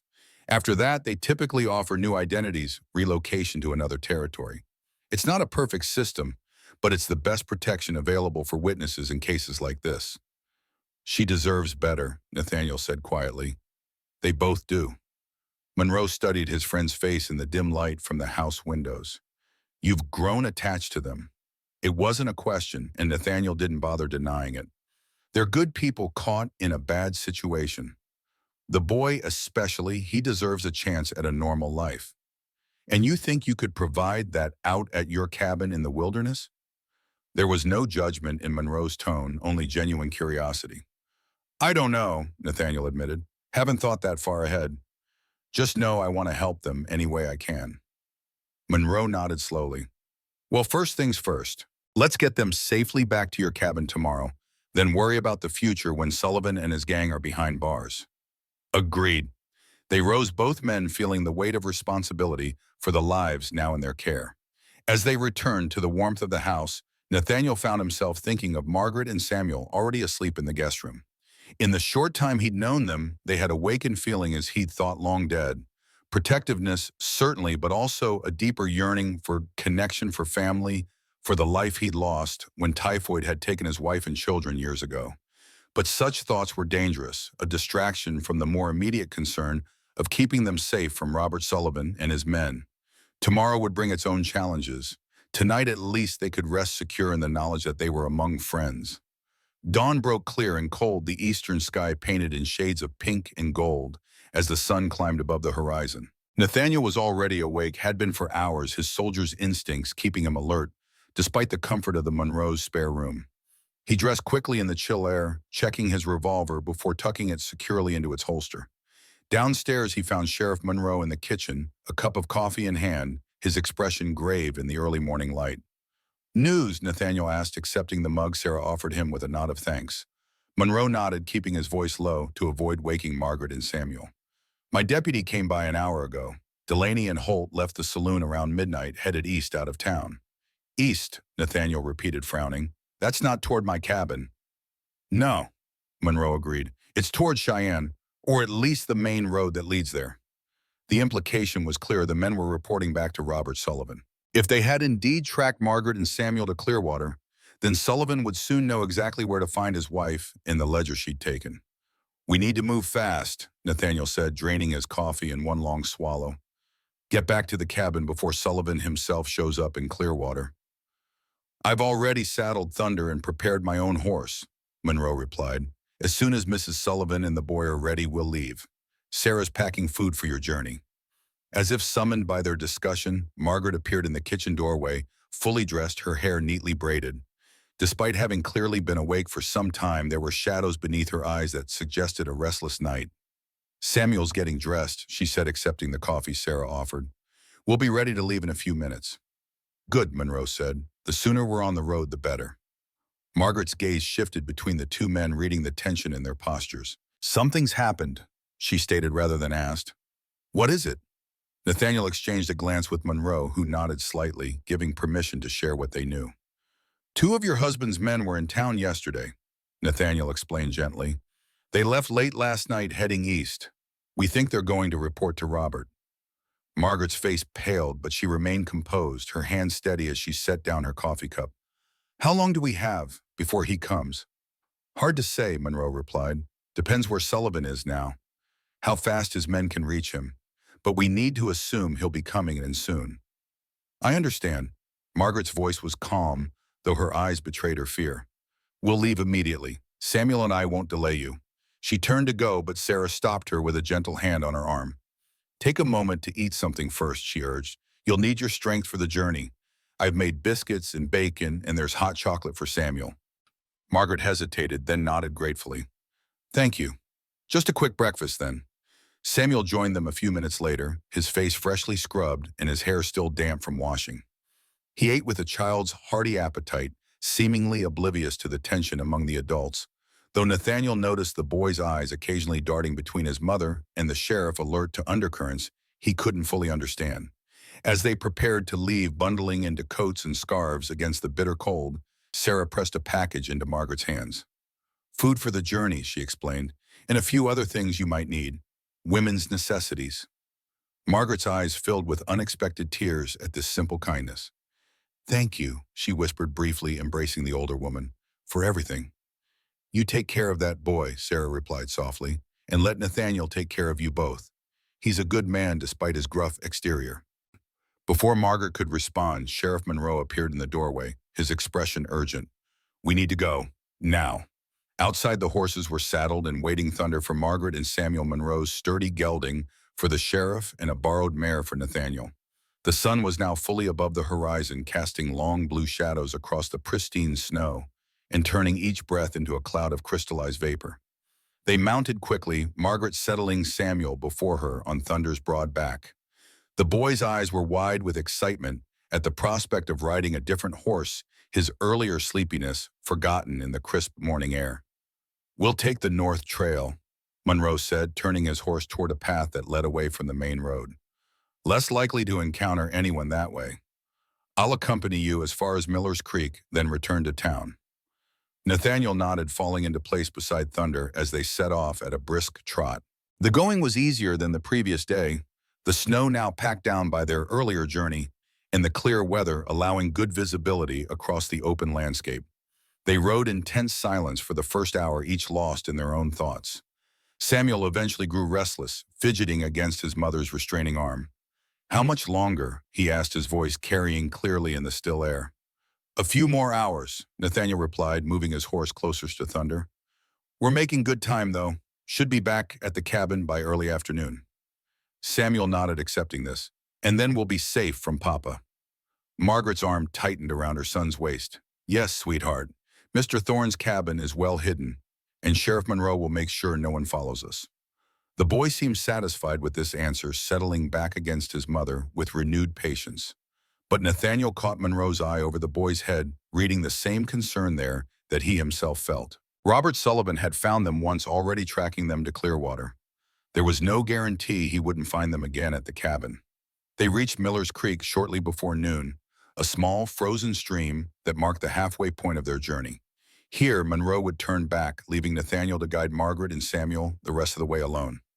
"I'll telegraph the federal marshals as soon as I return to town," Monroe said as they paused to rest the horses. "With luck, they'll arrive within the week. Until then, stay vigilant. Sullivan's desperate men are unpredictable." "We'll be careful," Nathaniel assured him. "The cabin's defensible, and I've got plenty of provisions. We can hold out as long as necessary."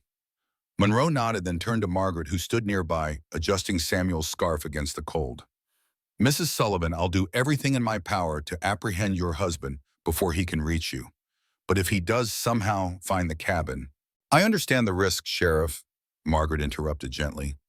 "Better than anyone, and I'm prepared to face them." There was a quiet dignity in her stance, a resolve that spoke of a woman who had endured much and would endure more if necessary to protect her son.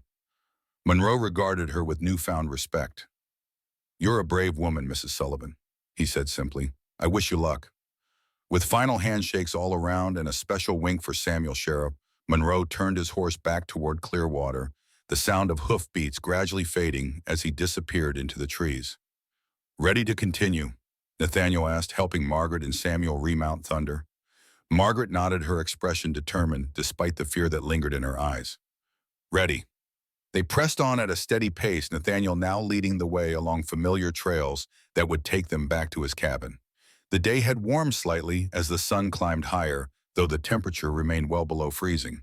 Their breath formed clouds that hung suspended in the still air, and occasionally a clump of snow would fall from a branch with a soft thump, startling the horses. "Look," Samuel suddenly exclaimed, pointing to a spot beneath a pine tree. "A rabbit! A white one just like you showed us."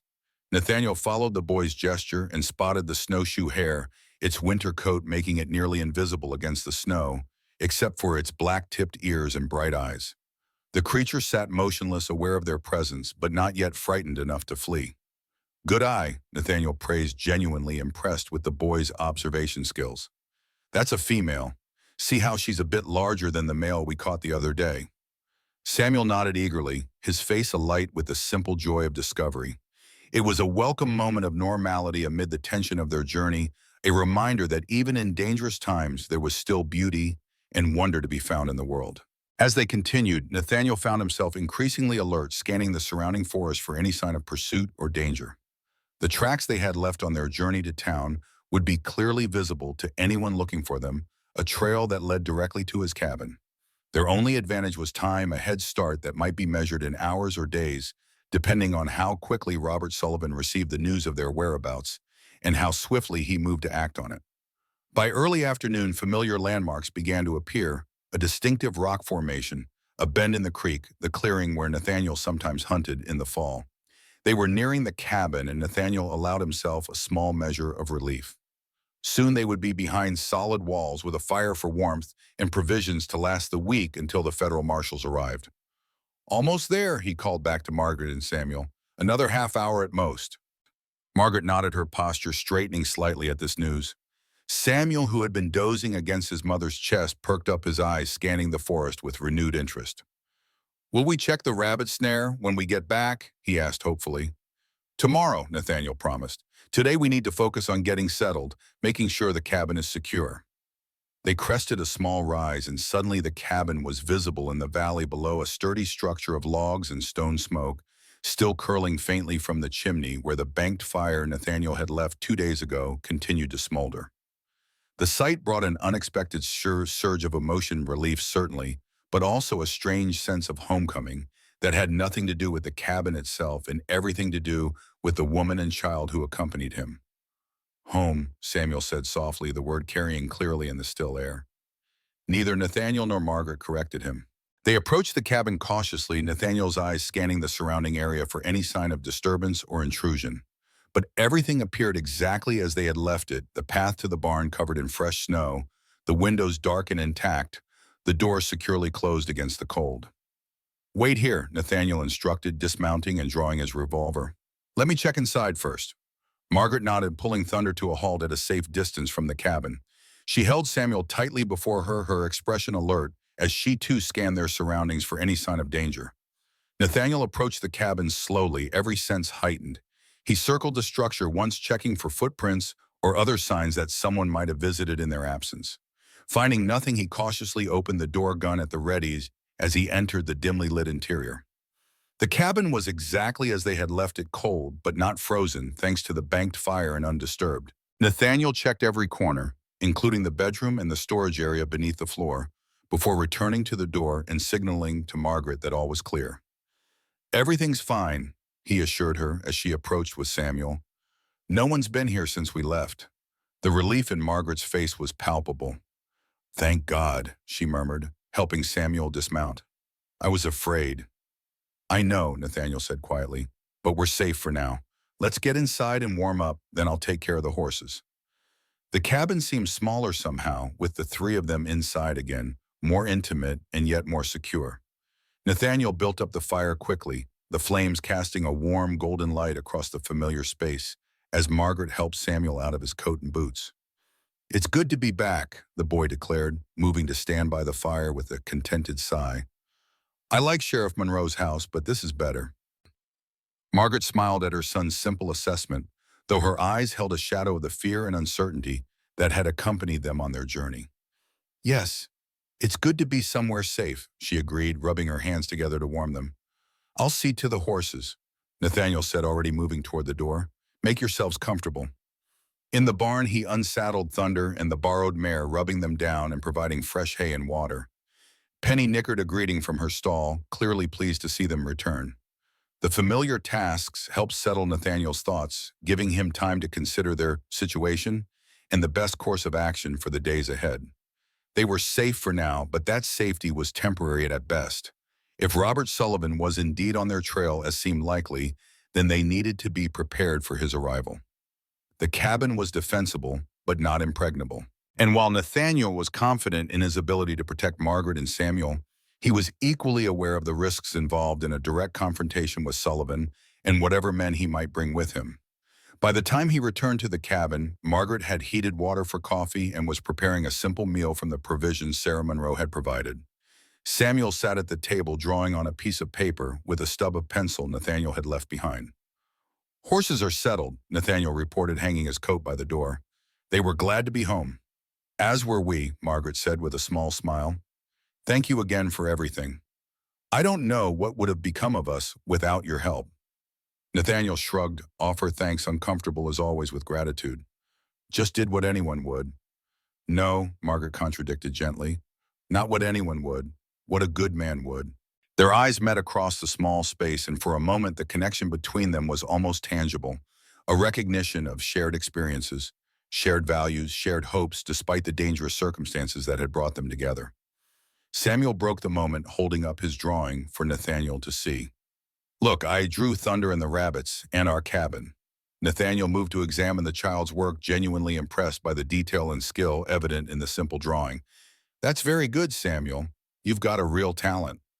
The boy beamed at the praise, then returned to his drawing with renewed enthusiasm, adding more details to the cabin windows. "Our cabin," Margaret murmured so quietly that only Nathaniel heard her. "He's already thinking of it that way." "Natural, I suppose," Nathaniel replied, keeping his voice equally low, "after everything that's happened." Margaret nodded, her expression thoughtful as she watched her son.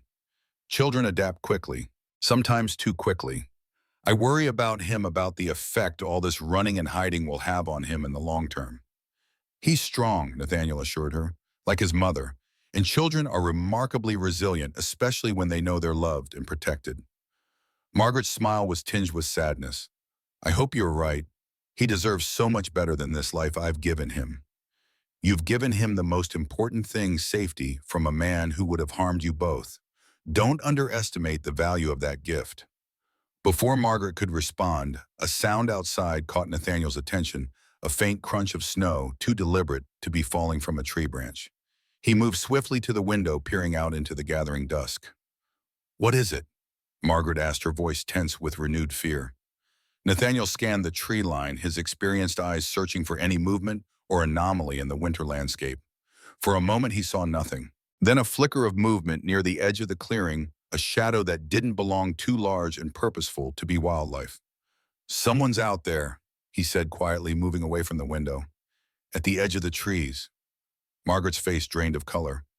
"Robert, can't tell from here, but someone's watching the cabin." Samuel looked up from his drawing, sensing the change in atmosphere. "What's wrong?" "Nothing, sweetheart," Margaret assured him, though her voice trembled slightly. "Keep drawing. Mr. Thorne and I just need to talk for a moment." She moved to join Nathaniel near the door, her expression a mixture of fear and determination. "What do we do?" she whispered. Nathaniel considered their options quickly. Night was falling, which worked both for and against them. Darkness would make it harder for whoever was watching to see into the cabin, but it would also provide cover for them to approach closer without being detected. "We prepare," he decided, moving to retrieve his rifle from its place above the door. "Secure the cabin, maintain watch through the night. If it's Sullivan or his men, they'll either make their move or reveal themselves eventually." Margaret nodded, her composure returning despite the fear evident in her eyes. "What can I do?" "Stay away from the windows. Keep Samuel occupied and calm, and be ready to move quickly if necessary." Nathaniel spent the next hour securing the cabin as best he could, checking that all windows were latched, reinforcing the door, with a heavy beam positioning furniture to provide cover if shooting began. Margaret, understanding the gravity of the situation, kept Samuel engaged with games and stories, maintaining a calm demeanor that belied the fear Nathaniel knew she must be feeling. As night fell completely, the cabin grew darker, the fire, and a single lamp providing the only illumination. Nathaniel positioned himself near a window, keeping back from the glass while maintaining a view of the clearing outside. The moon was rising nearly full, casting silver light across the snow and creating deep shadows among the trees. "I don't see anyone now," he reported quietly to Margaret, who had joined him after settling Samuel with a book at the table. "But they're out there, watching." "How many do you think?" she asked, her voice steady despite the circumstances. "Hard to say. I only glimpsed one figure, but there could be others." Margaret drew a deep breath, steeling herself. "Robert wouldn't come alone. He always has at least two men with him, usually more." Nathaniel nodded, accepting this intelligence. "Then we assume there are at least three of them, which means we're outnumbered." "What are our chances?" Margaret asked bluntly. "If they attack," Nathaniel considered the question with the tactical assessment of a former soldier. "The cabin's defensible. Solid walls, good sight lines, we have provisions and ammunition. But if they're determined and willing to wait us out—" He didn't need to finish the thought. Margaret understood the implications clearly. "The federal marshals won't arrive for days," she said softly. "We can't hold out that long, not against Robert and his men." "We may not have to," Nathaniel replied. "Sheriff Monroe knows our situation. He'll send help as soon as he can." But even as he spoke the reassuring words, Nathaniel knew they were facing a dangerous reality. Clearwater was hours away, and with a storm approaching visible in the clouds building on the western horizon, help might be delayed indefinitely. "They won't attack tonight," he said with more confidence than he felt. "Too cold, too risky in the dark when they don't know exactly what they're facing. They'll wait until morning and try to get a better sense of our defenses." Margaret nodded, accepting his assessment. "Then we should rest while we can. Take turns keeping watch." "Agreed. You and Samuel should take the bedroom. I'll keep watch out here." "I can take a shift," Margaret offered. "I know how to shoot. My brothers taught me when I was a girl." Nathaniel studied her face in the dim light, seeing the determination there. "All right, I'll wake you in a few hours. But try to rest until then. Tomorrow may be challenging." Margaret returned to Samuel, who had fallen asleep at the table, his head pillowed on his arms beside the open book. She gently roused him enough to guide him to the bedroom, murmuring soft reassurances as she helped him undress for bed. Left alone in the main room, Nathaniel positioned himself where he could observe both the door and the main windows, while remaining out of sight from outside. The fire burned low, providing just enough light to see by, without illuminating him to any watchers outside. The hours passed slowly, marked only by the occasional pop from the fire and the soft sounds of sleep from the bedroom. Outside, the night remained still, the moonlight casting ever-changing shadows as clouds drifted across the sky. Around midnight, the bedroom door opened quietly, and Margaret emerged fully dressed, her hair braided for sleep, but her eyes alert and clear. "Samuel's asleep," she whispered, moving to join Nathaniel by the window. "I thought I'd check on you before trying to rest myself." "You should sleep while you can," Nathaniel advised, though he was secretly glad for her company in the quiet night. "I will, soon." She settled beside him, careful to stay back from the glass. "Any sign of them?" "Nothing definite, but they're still out there. I can feel it." Margaret nodded, accepting his instinct without question. They sat in companionable silence for a time, the shared vigilance creating an intimacy that needed no words. "Nathaniel," Margaret said finally, her voice barely above a whisper, "if something happens to me tomorrow—" "Don't," he interrupted firmly. "Nothing's going to happen to you. I won't allow it." "But if it does," she persisted, "I need you to promise me something." He turned to look at her directly, her face pale and determined in the faint light from the fire. "What? Promise me you'll protect Samuel, get him somewhere safe, somewhere Robert can never find him." The request struck Nathaniel like a physical blow, not because it was unexpected, but because it acknowledged a possibility that he had refused to consider, that he might fail to protect them both. "I promise," he said finally, the words feeling like a vow more binding than any he had made since his marriage vows years ago. "But nothing's going to happen to you, Margaret. We're going to get through this. All three of us." She smiled, then a small, sad smile that didn't quite reach her eyes. "I hope you're right. But I needed to know, needed to hear you say it." Before Nathaniel could respond, a sound outside caught his attention. The faint but unmistakable crunch of snow beneath a boot closer to the cabin than before. He raised a finger to his lips, signaling Margaret to remain silent, then slowly reached for his rifle. They waited, hardly breathing, as the sound came again, then again, moving steadily closer to the cabin. Nathaniel motioned for Margaret to move back away from the window and toward the bedroom where Samuel slept, unaware of the danger approaching. A shadow passed across the moonlit snow outside, too large and deliberate to be anything but human. Then another following the first. They were approaching the cabin, directly now, making no attempt to conceal their presence. "Get Samuel," Nathaniel whispered urgently. "Wake him, but keep him quiet. Stay in the bedroom until I call you." Margaret nodded, her face pale but composed as she slipped silently into the bedroom. Nathaniel positioned himself beside the window, a rifle ready, careful to remain out of sight as he observed the approaching figures. There were three of them, just as Margaret had predicted. Even in the moonlight, Nathaniel could see they were heavily armed, rifles clearly visible in their hands. They moved with the confidence of men who believed they had the advantage, spreading out to approach the cabin from different angles. The lead figure stopped about 20 yards from the cabin, his face briefly illuminated by the moonlight as he looked up toward the windows. Though Nathaniel had never met Robert Sullivan, he recognized him immediately from the wanted poster, a handsome man in his late 30s with a coldness to his features that was evident even at a distance. Sullivan signaled to his companions, directing them to take positions around the cabin. Then, to Nathaniel's surprise, Sullivan himself stepped forward into the clearing, hands deliberately held away from his weapons. "Margaret," he called, his voice carrying clearly in the still night air. "I know you're in there. Come out and talk to me." Nathaniel remained motionless, watching as Sullivan took another step forward. "It doesn't have to end badly." Sullivan continued, his tone almost conversational. "Just give me what's mine, and I'll let you and the boy go. You have my word." The bedroom door opened silently, and Margaret appeared, her face set in determined lines. She had clearly heard Sullivan's words, but rather than frightening her, they seemed to have strengthened her resolve. "He's lying," she whispered to Nathaniel, her voice steady despite the circumstances. "He's never kept his word in his life."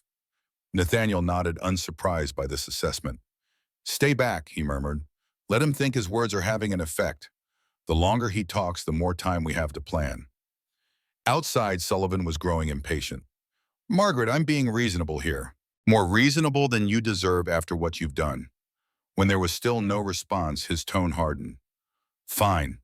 We will do this the hard way. You've got until dawn to come out with the ledger and the money. After that, we come in and take what's ours, and I can't promise what might happen to you or the Byron or your friend Thorne in the process." With that final threat, Sullivan retreated to the tree line, disappearing into the shadows with his companions. The night fell silent once more, but the danger had only increased with Sullivan's ultimatum. "Dawn," Margaret said softly. "That gives us a few hours." Nathaniel nodded, his mind racing through options and scenarios. "They'll expect us to either surrender or prepare for a siege. They won't anticipate us taking the initiative." "What do you mean?" "I mean, we don't wait for dawn. We act now while they're settling in, while they think they have time to plan their attack." Margaret stared at him, understanding dawning in her eyes. "You want to go out there, confront them. Not confront, outmaneuver." Nathaniel moved to the trunk where he kept extra ammunition, retrieving boxes of cartridges for both his rifle and revolver. Sullivan and his men are used to having the advantage, to being the aggressors. They won't expect their prey to become the hunter. "It's too dangerous," Margaret protested. "There are three of them and only one of you." "Which is why I need your help." Nathaniel met her gaze directly. "You said you know how to shoot. Did you mean it?" Margaret nodded without hesitation. "Yes, my brothers taught me well. I'm a good shot, especially at close range." "Good." Nathaniel retrieved a second revolver from the trunk, checking it carefully before handing it to her. "This was my service weapon during the war. It's reliable and accurate. 6 shots, no need to reload between each one." Margaret accepted the weapon with surprising confidence, checking it with practiced hands. "What's the plan?" "I'll circle around behind them, approach from the west, where they won't be expecting anyone. You'll stay here with Samuel, guard the cabin. If anyone tries to enter before I return, don't hesitate to shoot. And if all three come at once—" "They won't," Nathaniel assured her. "Sullivan will keep at least one man with him, while the others test our defenses. Your job is to make them believe there are more of us in here than there actually are." Margaret considered the plan, her expression thoughtful. "It could work. But what about you if they see you out there?" "They won't," Nathaniel said with the confidence of a man who had survived years of war and dangerous assignments as a Pinkerton detective. I know these woods better than anyone, even in the dark." Before Margaret could respond, the bedroom door opened again, revealing Samuel in his nightshirt, his hair tousled from sleep, but his eyes alert and frightened. "Mama," he called softly. "I heard voices. Is, is Papa here?" Margaret moved swiftly to her son kneeling to meet his eyes. "Yes, sweetheart. Your father is outside with some of his friends. But Mr. Thorne and I are going to make sure they don't hurt us. I need you to be very brave now and do exactly what we tell you." Samuel nodded solemnly, his small face serious beyond his years. "Is Mr. Thorne going to fight Papa?" "I'm going to try to stop him from hurting anyone," Nathaniel replied honestly, crouching beside Margaret to address the boy directly. "But I need you to help your mother while I'm gone. Can you do that for me?" "Yes, sir," Samuel promised, his voice steadier than it had any right to be. "I can be brave." Nathaniel placed a gentle hand on the boy's shoulder. "I know you can. That's why I'm counting on you." Rising, he turned back to Margaret, his expression grave. "I'll leave through the back window in the bedroom. It's farthest from where I saw them gather. Wait 10 minutes after I'm gone, then move to the front window. Make noise occasionally, move furniture, talk loudly enough to be heard outside. Make them think we're preparing defenses, perhaps with more people than they realized." Margaret nodded, committing his instructions to memory. "How long will you be gone?" "Not long, an hour at most." Nathaniel checked his weapons one final time, then moved to retrieve his warmest coat. "If you hear shooting, be ready. Either I'll return quickly or Sullivan and his men will be distracted enough for you and Samuel to escape through the back." "We're not leaving without you," Margaret said firmly. "We've come this far together. We'll see it through the same way." The conviction in her voice gave Nathaniel pause. In the brief time they had known each other, this woman and her son had become more important to him than he had allowed anyone to be since the loss of his own family. The thought of them waiting for him, depending on him, filled him with both determination and a fear unlike any he had experienced in years. "Together, then," he agreed, meeting her steady gaze. "But remember what I said. If things go wrong, your priority is Samuel. Get him to safety no matter what." "I remember your promise," she replied softly. "Now I need you to remember yours. Come back to us, Nathaniel." It wasn't quite a declaration, but it was close enough to make Nathaniel's heart beat faster despite the danger awaiting outside. "I will," he promised. "Count on it." With a final nod to both Margaret and Samuel, Nathaniel moved silently into the bedroom, opening the small rear window with practiced care to avoid any sound that might alert Sullivan or his men. The night air rushed in, bitingly cold against his face as he surveyed the darkness beyond. The snow would make silent movement difficult, but the increasing cloud cover provided additional shadows to conceal his approach. With one last glance back at Margaret and Samuel standing in the bedroom doorway, Nathaniel slipped through the window and into the winter night, determined to end the threat to this unexpected family that had become so precious to him in so short a time.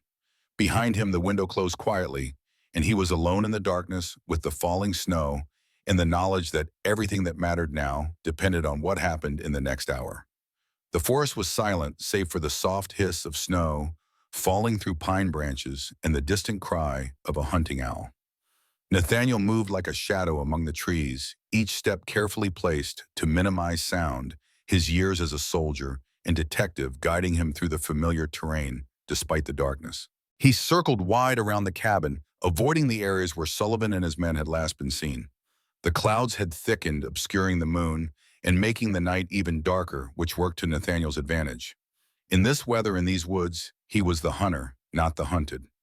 After 20 minutes of careful movement, Nathaniel detected the faint glow of a small shielded fire ahead, Sullivan's camp set back from the cabin, but with a clear view of its front door. He approached cautiously, staying downwind, until he could make out 3 figures huddled around the minimal warmth.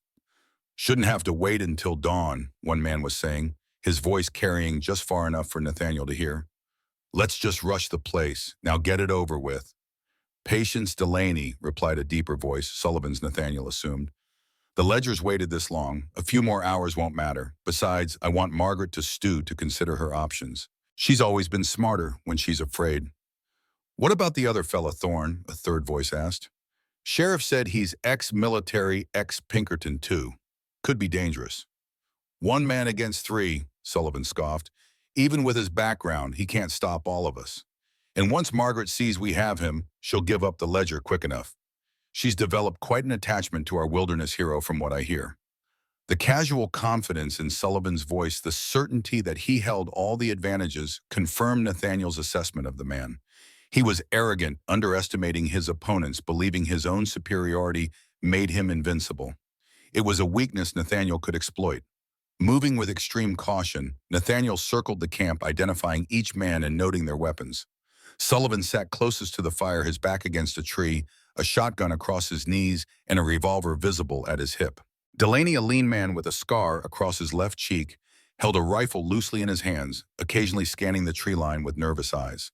The third man, heavy-set and bearded, seemed more relaxed, almost dozing, despite the cold, his rifle leaning against the log where he sat.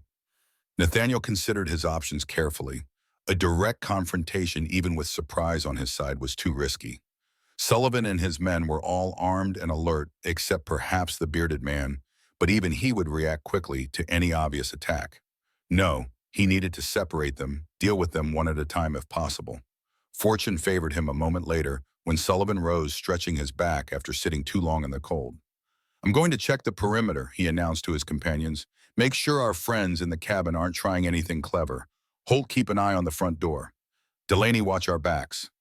"Yes, boss," Delaney replied, shifting his position to face away from the cabin. Sullivan moved off into the darkness, following a rough path that would take him in a circle around the cabin, at a distance of about 50 yards directly into Nathaniel's path. This was the opportunity Nathaniel had been waiting for. He retreated silently, positioning himself behind a large pine where Sullivan would pass within arm's reach if he continued on his current path. The snow muffled any sound of movement, and the darkness concealed him completely from the men still at the campfire. Minutes passed with agonizing slowness. Nathaniel controlled his breathing, ignoring the cold that seeped through even his warmest clothing. He was a hunter now, patient, and still waiting for the perfect moment. Sullivan appeared suddenly, a darker shadow moving against the night, his footsteps nearly silent in the fresh snow. He passed Nathaniel's position without noticing him, his attention focused on scanning the area ahead rather than what might be lurking at his side. Nathaniel moved with the swift precision of a predator, one arm wrapping around Sullivan's throat while the other pressed his revolver hard against the man's ribs. "Not a sound," he whispered directly into Sullivan's ear, "or it's the last one you make." Sullivan froze, his body tensing, but not struggling. "Thorn," he said softly, a hint of grudging admiration in his voice. "Didn't expect you to come to me. Drop your weapons, slowly. Gun first, then the knife I'm sure you're carrying." Sullivan complied with surprising calmness, letting his revolver fall to the snow, followed by a hunting knife from his boot. "Now what?" he asked, his tone almost conversational, despite the gun at his side.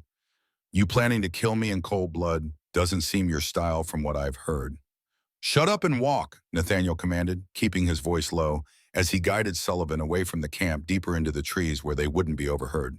"Your men will figure out something's wrong eventually. Before they do, you and I are going to have a conversation." "About my wife and son," Sullivan's voice hardened. "Or about the property she stole from me." "About the 3 men you killed in Cheyenne," Nathaniel corrected, stopping in a small clearing where the snow-covered ground would show any approach from Sullivan's companions. "About the lawmen you've bribed, the stagecoaches you've robbed, the lives you've destroyed." Sullivan laughed softly, the sound chilling in the quiet forest. "And here I thought this was personal, that you'd developed feelings for my Margaret." Nathaniel ignored the taunt, pushing Sullivan roughly against a tree and stepping back, keeping his revolver trained on the man's chest. "The federal marshals are on their way," he said evenly. "They have your ledger copies of all your records. Your operation is finished, Sullivan. The only question is whether you face justice alive or dead." For the first time, a flicker of genuine concern crossed Sullivan's features, quickly masked by his habitual arrogance. "You're bluffing. The ledger's in the cabin with Margaret. That's why I'm here." "Wrong. The ledger's already in Clearwater and Sheriff Monroe's safe. Copies have been sent to Cheyenne and Denver. Margaret was just the bait to draw you out." This was only partially a lie. Monroe did indeed have the ledger, though copies hadn't yet been made. But Sullivan didn't know that. Doubt crept into Sullivan's expression. "If that's true, why are you here? Why not let the marshals handle it?" "Because I wanted to see you myself," Nathaniel replied coldly. "Wanted to look in the eyes of the man who would threaten his own child, who would hunt down his wife like an animal." rather than face the consequences of his crimes. Sullivan's face darkened with anger. You know nothing about me or my family. Margaret is my wife. Samuel is my son. What happens between us is none of your concern. You made it my concern when they came to me for protection, Nathaniel countered. When I saw the bruises on her wrists, the fear in her eyes at the mere mention of your name. A dangerous smile spread across Sullivan's face. Ah, so it is personal. You've fallen for her. The grieving widower finds a new family to replace the one he lost. How touching.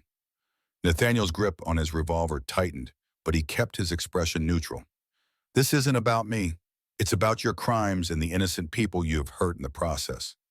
Innocent, Sullivan scoffed. Margaret knew what I was from the beginning. She enjoyed the money, the comforts it provided. She only developed a conscience when things got messy in Cheyenne. She ran to protect your son, Nathaniel corrected, to give him a chance at a life not defined by his father's crimes. Something shifted in Sullivan's eyes, then a coldness, a calculation that put Nathaniel instantly on alert. Speaking of my son, Sullivan said softly, I wonder how he and Margaret are faring back at the cabin, with you out here and my men still watching the place. Nathaniel's blood ran cold at the implication. Your men have orders to wait until dawn. Sullivan's smile widened. Perhaps, or perhaps I told them to use their own judgment if I didn't return from my perimeter check. Delaney can be impulsive when left to his own devices. It was a ploy Nathaniel knew, an attempt to distract him, to create doubt and fear that might give Sullivan an opportunity to turn the tables. But the risk was too great to ignore. If Sullivan's men did decide to approach the cabin in his absence, on your knees, Nathaniel ordered, stepping closer with his revolver aimed directly at Sullivan's head. Hands behind your back. Sullivan complied with exaggerated slowness, his eyes never leaving Nathaniel's face. You won't shoot me, he said confidently. Not like this, not in cold blood. You're a soldier, a lawman. You follow rules. You're right, Nathaniel acknowledged, using his free hand to retrieve a length of rope from his coat pocket. I won't shoot you unnecessarily, but I will leave you tied to this tree while I deal with your men. The cold might be uncomfortable, but you'll survive until the sheriff arrives. Sullivan's confidence faltered slightly as Nathaniel bound his hands tightly behind him, securing him to the tree with practiced efficiency. You're making a mistake, Sullivan warned. Even if you manage to capture or kill Delaney and Holt, this isn't over. I have friends in high places, connections you can't imagine.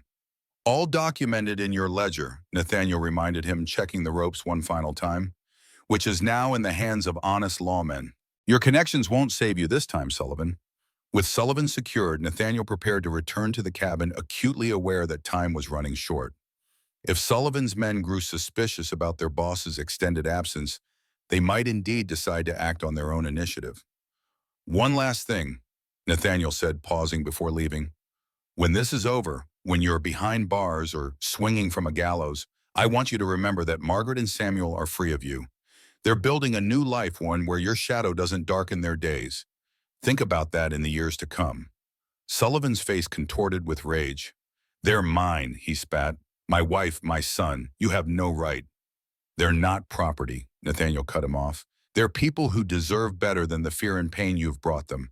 And they'll have it, I promise you that. Leaving Sullivan fuming in the darkness, Nathaniel moved silently back toward the campfire where Delaney and Holt still waited, unaware that their leader was now a prisoner. The easy part was over, Nathaniel knew. Capturing Sullivan had been a matter of surprise and timing. Dealing with his two armed companions would require a different approach. As he neared the campfire, Nathaniel could see that both men were now alert, clearly concerned about Sullivan's prolonged absence. Delaney was standing rifle in hand, peering into the darkness in the direction Sullivan had gone. Holt remained seated, but his posture was tense, his hand resting on his holstered revolver. He's been gone too long, Delaney was saying, his voice tight with anxiety. Something's wrong. Give him a few more minutes, Holt replied, though he too glanced nervously toward the trees. You know how thorough he is, probably just making sure we haven't missed anything. Nathaniel considered his options. A direct confrontation was risky. Both men were armed and on edge, and he couldn't be certain of taking them both down before one could get a shot off, potentially alerting others who might be watching the cabin from different positions. Instead, he moved carefully around the perimeter of their small camp, positioning himself where he could see both men clearly while remaining hidden in the shadows. Then deliberately he stepped on a branch, creating a sharp cracking sound in the quiet night. The reaction was immediate.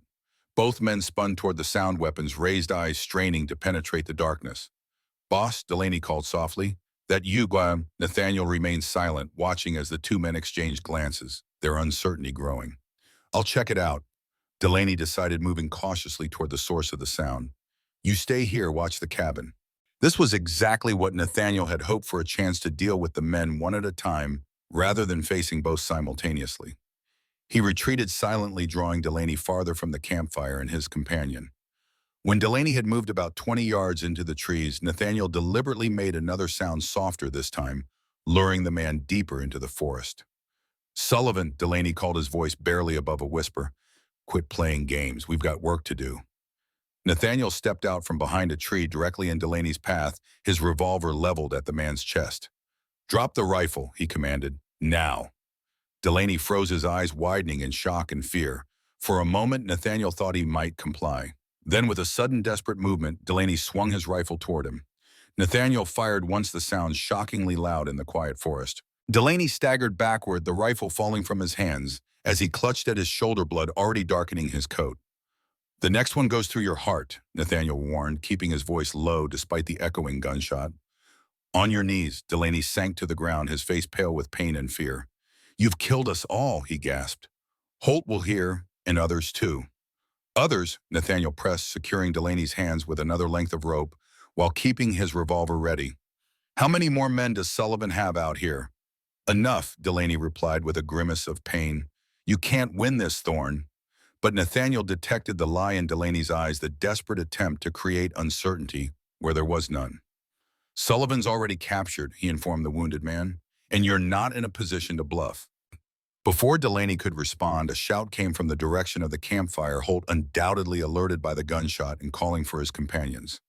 Then more distantly, another sound that made Nathaniel's blood run cold, a sharp report from the direction of the cabin. A gunshot. "Margaret," Nathaniel breathed, his heart racing with sudden fear. Had there been others watching the cabin after all? Had Sullivan been telling the truth about more men in the area, leaving Delaney bound and wounded, but not mortally so? Nathaniel raced back toward the cabin, no longer concerned with stealth. The element of surprise was gone. Now speed was all that mattered. As he approached the clearing, another shot rang out from inside the cabin, followed by a cry of pain that was distinctly male. Nathaniel redoubled his speed, crashing through the underbrush until he reached the edge of the trees with a clear view of the cabin. The front door stood open, light spilling out into the snow. A figure lay motionless on the ground before it. Holt, Nathaniel realized, apparently shot while attempting to enter the cabin. And in the doorway, silhouetted against the firelight behind her, stood Margaret, Nathaniel's old service revolver, still raised and ready in her steady hands. "Margaret," Nathaniel called, stepping into the clearing with his own weapon lowered to avoid being mistaken for a threat. "It's me." She turned toward his, voice relief visible even at a distance as she recognized him. "Nathaniel, thank God." He crossed the remaining distance quickly, pausing only to confirm that Holt was indeed dead, shot through the chest with remarkable accuracy. Margaret had not exaggerated her shooting skills, it seemed. "Are you all right?" he asked urgently as he reached her. "Samuel, we're both fine," she assured him, finally lowering the revolver. "After you left, Holt tried to approach the cabin. When I warned him off, he fired at the window. I had no choice." "You did what you had to do," Nathaniel said firmly, guiding her back inside and closing the door behind them. "Where's Samuel?" "In the bedroom under the bed as you instructed. He's safe." Nathaniel nodded, relief washing over him. "Sullivan is secured about a quarter-mile west of here. Delaney's wounded but alive a little closer. We need to—" He was interrupted by the sound of horses approaching, several of them moving at speed despite the snow. Margaret's eyes widened in renewed fear, but Nathaniel, recognizing the pattern of hoofbeats, felt only relief. "It's all right," he assured her, moving to the window to confirm his suspicion. "It's Sheriff Monroe and his deputies. He must have set out as soon as he returned to town." Sure enough, 4 riders appeared at the edge of the clearing, led by Monroe himself, rifles at the ready, as they surveyed the scene before the cabin. Nathaniel opened the door, stepping out with his hands raised to identify himself. "Jim," he called, "we're all right. Sullivan and one of his men are secured in the woods. Another is down here." Monroe dismounted quickly, signaling his deputies to check Holt's body and secure the perimeter. Nathaniel, thank God we found you in time. How did you know to come? Nathaniel asked as Monroe reached him, the two men clasping hands briefly in greeting. One of my men spotted Sullivan and his gang leaving town right after you did, Monroe explained. I gathered my deputies and followed as quickly as we could. Looks like we arrived just in time. Actually, we had the situation under control, Nathaniel replied, glancing back at Margaret, who stood in the doorway, the revolver now tucked into the pocket of her skirt. Mrs. Sullivan is quite capable in a crisis. Monroe looked past Nathaniel to Margaret, a new respect in his eyes. So I see, are you both all right? The boy too. We're fine, Margaret confirmed, her composure remarkable given what she had just experienced. Samuel is safe inside.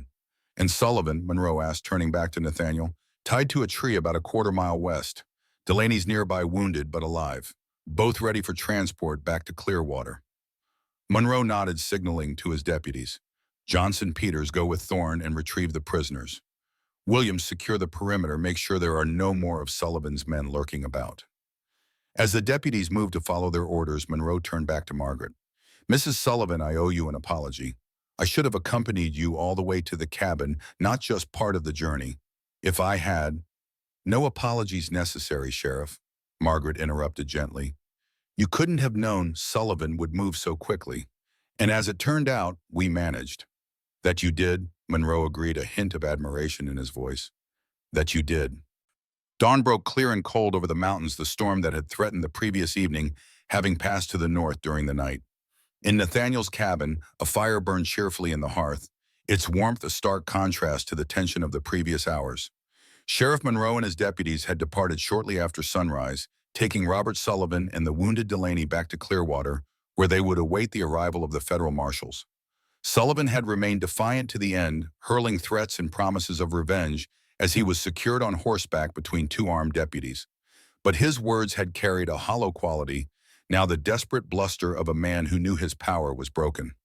Margaret sat at the table, a cup of coffee cooling before her, as she watched Samuel sleep peacefully on the small cot Nathaniel had set up near the fire. The boy had finally succumbed to exhaustion after the excitement of the night, secure in the knowledge that his father could no longer threaten him or his mother. Nathaniel joined her at the table, his own coffee still steaming in the morning chill. You should rest too, he suggested gently. It's been a long night. Margaret shook her head, a small smile touching her lips. I'm too awake, too aware of everything that's happened, everything that's changed. Sullivan will face justice, Nathaniel assured her. The ledger alone is enough to ensure that. And with Monroe's testimony about last night's events, there's no chance he'll escape punishment. I know. Margaret looked down at her hands, still steady despite all they had been through. It's not Robert I'm thinking about, not primarily anyway. What then? She raised her eyes to meet his, and Nathaniel was struck by the depth of emotion he saw there. Not fear or residual shock as he might have expected, but something warmer, more hopeful. I'm thinking about what comes next, she said softly. For Samuel, for me, for... She hesitated, then continued with quiet determination. For us, perhaps. The simple words hung in the air between them, laden with meaning and possibility. Nathaniel felt his heart quicken, hope rising within him for the first time in years. The federal marshals will still want your testimony, he said carefully. They'll still offer relocation, new identities. I know, Margaret acknowledged, and I'll testify, of course. Robert should answer for what he's done. But after that, she reached across the table, her hand covering his. I've been running for so long, looking over my shoulder, never allowing myself to think beyond the next day, the next town. Samuel deserves better than that. I deserve better. You do, Nathaniel agreed, turning his hand to clasp hers. Both of you. Last night when I thought I might lose you, when I heard that gunshot in the forest and didn't know if you were hurt or worse, I realized something. Margaret's voice was steady, her green eyes clear and determined. I realized that somewhere along the way, in just these few days we've known each other, you became important to me. To us. More than important. Nathaniel found himself unable to speak, overwhelmed by the emotions her words evoked. He had been alone for so long, had convinced himself that solitude was his fate after losing his family. The possibility of something else, something more, seemed almost too much to hope for. I don't know what the future holds, Margaret continued when he remained silent. I don't know where the marshals will want to send us or what new name they'll give me, but I do know that I don't want to face that future without you if you'll have us. Margaret, Nathaniel began, his voice rough with emotion. I'm not an easy man. The war losing my family years alone out here, it's all left its mark. I'm not sure I remember how to be part of something more than myself. I'm not asking for promises, she replied gently. Just a chance for all of us to see if what we found here in the midst of danger and fear might grow into something lasting in calmer times. From the cot by the fire came a small sound as Samuel stirred his eyes opening to find them sitting together at the table, hands joined across its wooden surface. The boy sat up, rubbing sleep from his eyes, a smile spreading across his face at the sight of them. Are we staying? He asked simply, with a child's direct approach to the heart of matters. Nathaniel looked at Margaret, saw the question in her eyes that echoed her son's, and felt the last of his hesitation melt away. This unexpected family that had arrived at his door in the midst of a blizzard had brought more than danger and complication to his life. They had brought warmth, purpose, the possibility of joy he had long since abandoned. If that's what you both want, he said finally, his eyes moving from Margaret to Samuel and back again. This cabin's been just a house for too long. It could be a home again with the right people in it. Samuel's whoop of delight brought a laugh from both adults, breaking the solemnity of the moment. The boy leapt from the cot and raced to the table, throwing his arms around Nathaniel with unrestrained enthusiasm. I knew it, he exclaimed. I knew we belonged here. Over the boy's head, Nathaniel's eyes met Margaret's, and in them he saw the future unfold, not easy perhaps, with challenges still to face and wounds still to heal, but a future nonetheless, one worth building together. Outside, the sun continued to rise over the snow-covered landscape, its light catching on ice crystals and transforming the world into a tableau of diamond brilliance. Inside, a family began to take shape, forged in the fires of danger and adversity, but tempered by something stronger. Still, grace found unexpectedly amid the storm.